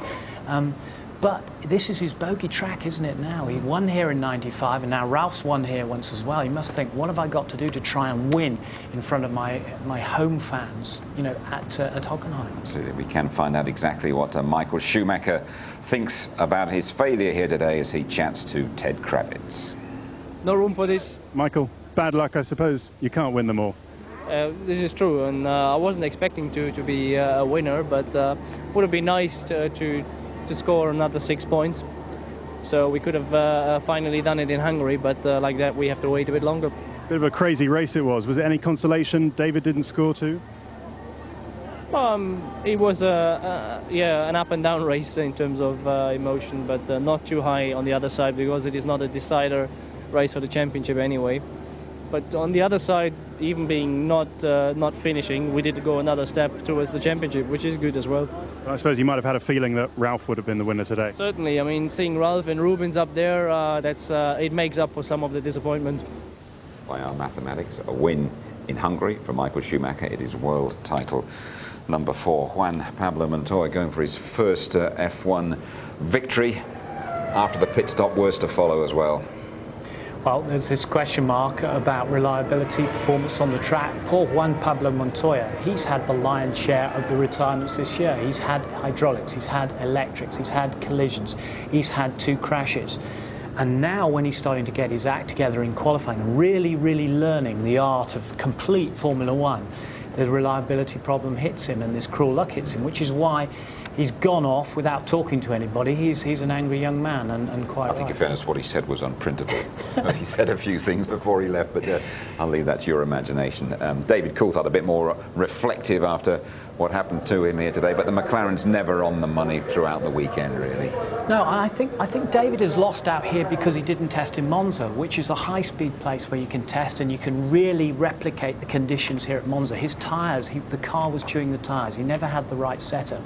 And just when he needed the luck to stay in there, you know, after Michael Schumacher had retired, his bad luck comes back and really hits him. The strain after that pit stop, and everything seemed to let go. And unfortunately, with Hakkinen out as well, and all the Mercedes top brass here, it's not good for McLaren when they've made some leeway after Silverstone, especially the win.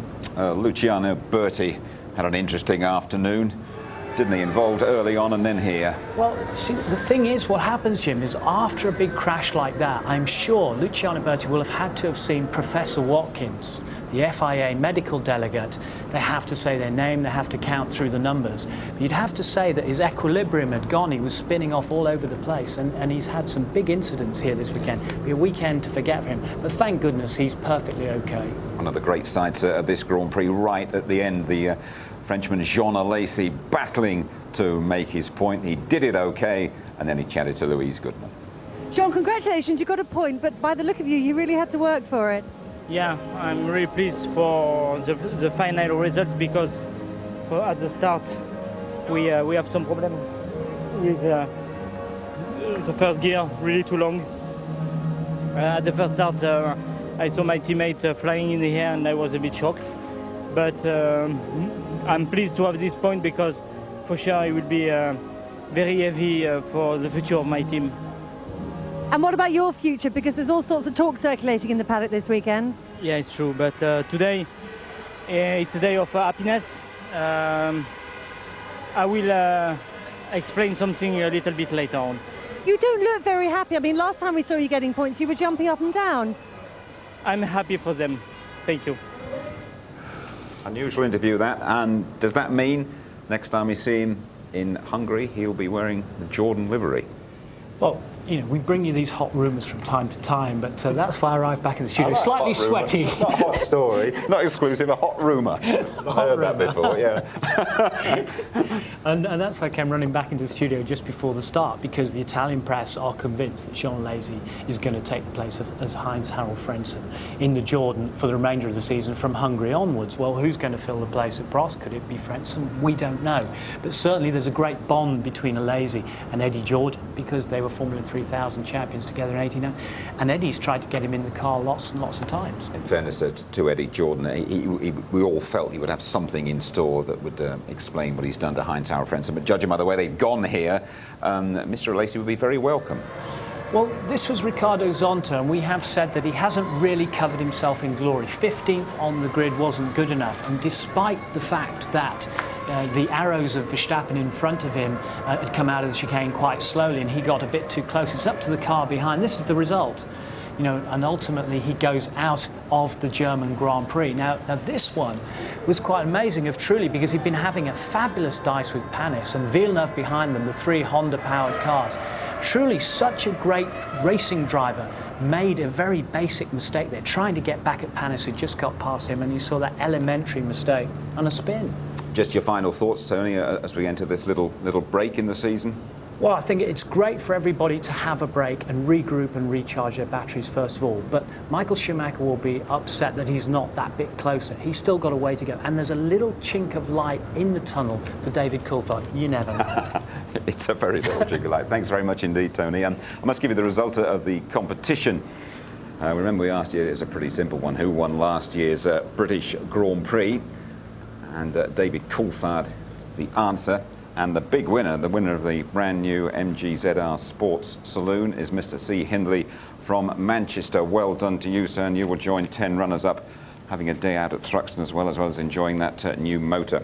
Highlights tonight of the German Grand Prix at 11:45, and the show repeated, as always, tomorrow night, ITV2 at 7.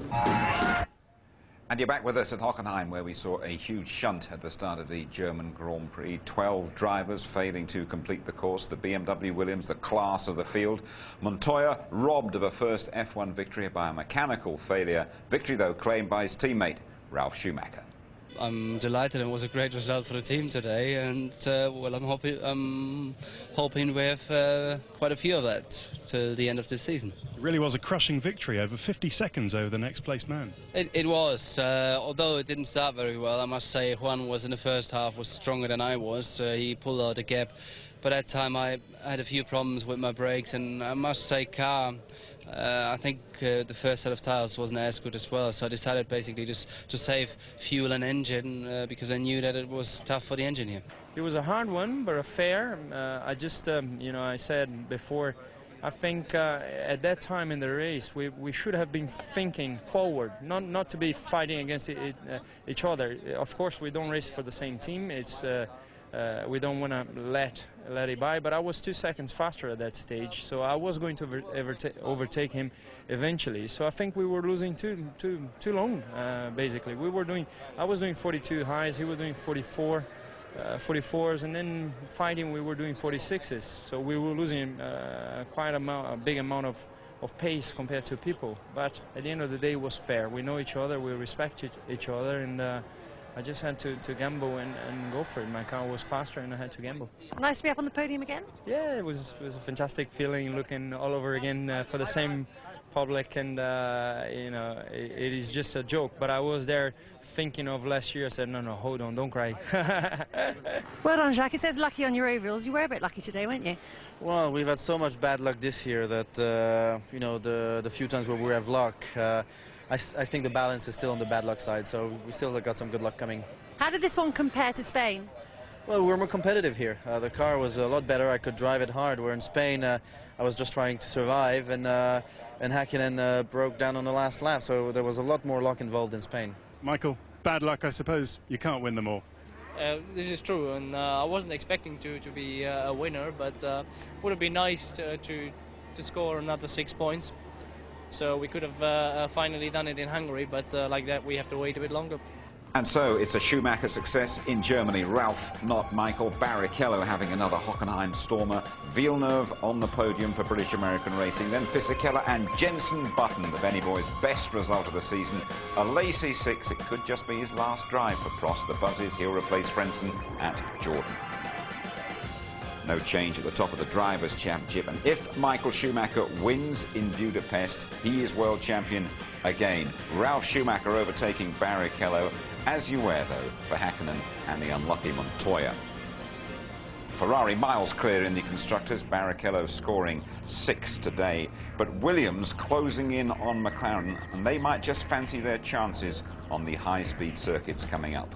BAR, though, relegating Jordan to 6. Tony Jardine, let's have a look at the start of this German Grand Prix. A very dangerous time, Jim. You know, as I've said before, you know, it's like an aircraft at takeoff and landing time, and this might get Michael Schumacher to call for guards over the rear wheels, because that is what can happen. That happened to Luciano Berti, launching himself over the back of Michael Schumacher's Ferrari, nearly collecting Bonaldi at the same time. The Ferrari having difficulties with its gearbox. Great survival story, fortunately for us and for Grand Prix racing, because of the increased safety structure around the driver. The safety cell now, it's insisted here from another angle. Look at it, unsighted driver. He can't see. This is what can happen. It's happened before. Paletti did it in '82. Gugelmin did it over Mansell in '89. And Paul Ricard, a concerned Michael Schumacher, sorting out Bertie and making sure that he is okay. Great credit to Formula One safety that everybody emerged unscathed from that. But De La Rosa sat in his car before the race was restarted. His mind might have been elsewhere, Tony. I think it was, you know, and he was the fastest starting Jaguar in 9th. By his own admission, he totally lost his braking. It's very dangerous, so you go from very high speeds to very slow speeds, most of these chicanes in first gear. But look at the way the Ferraris sliced through past the McLarens. That was the start of it. And look at, there you go, Pedro de la Rosa, loads of tyre smoke there as he went in the back of German Nick Heidfeld out of his home race. Martin Brundle picked out Juan Pablo Montoya as his driver of the day. There's a strong lobby for Rubens Barrichello in this particular room. Well, yeah, we were both highly impressed. He was good. He was on a two-stop strategy, but look at him. You know, even off the start here he was, along with Michael Schumacher there, and going through the McLarens there, and Rubens was aggressive, he was measured, and then when he was chasing his old adversary, David Coulthard, who remembers British Grand Prix in the year 2000, round the outside of him, coming into the stadium, very, very fast, 190 miles an hour. He sticks with it, and he got past David, and he got up onto the podium in 2nd place. Well done, Rubens. Michael Schumacher causing that accident at the start. Another miserable experience for him at the German Grand Prix. I'm afraid so. A real bogey track for him. He's only won here once, and that was in 1995. Now, could this be the start of a bad patch for him? Last year he had 3 on the trot in Germany and Austria and France, but perhaps it's coming too late for poor David Coulthard, because he should have been there to capitalise on the 3-times world champion going out, but unfortunately, you know, David went out as well. It looked all set up for the Colombian Montoya, so confident, driven so well, and then things happened for him. Yeah, well, this is Gerhard Berger, who's BMW competitions director, said we've got to get it right in the pits. There was a problem with the hose. They had to switch from Montoya's hose onto Ralf Schumacher's hose. Already his cause was lost, and then a little bit later on, running at nearly 70% full throttle on this tortuous circuit, it really, really puts a strain on every component on the car. Bang goes the BMW V10. And poor Juan Pablo, who I really think is getting it together so well and is going to be beating Ralf, I think, regularly towards the end of this year, was out. He'll win soon, for sure. Stormed out of Hockenheim, muttering things to himself. David Coulthard was a bit more relaxed, because this can't have been totally unexpected what happened to him in the race. No, he had to pull out of the Monza test, which replicates this very fast circuit here with food poisoning. The car wasn't right all weekend. It was chewing its tyres. He had a lot of oversteer. And unfortunately, very, very slim chances for David. Heck of a race, though. Fabulous race. Really enjoyed it. Thank you very much indeed, Tony. 3 weeks' time, we go to the Hungaroring in Budapest. The full ITV service for you throughout the weekend. Qualifying 11:30 on the Saturday. Pre-race show from just after midday on the Sunday. Highlights 11:50 and repeated ITV2 on the Monday at 7. So we take a 3-week breather. When we get down to business, once again, Michael Schumacher will be looking for one more victory to restore family order and become world champion again. Good night to you all.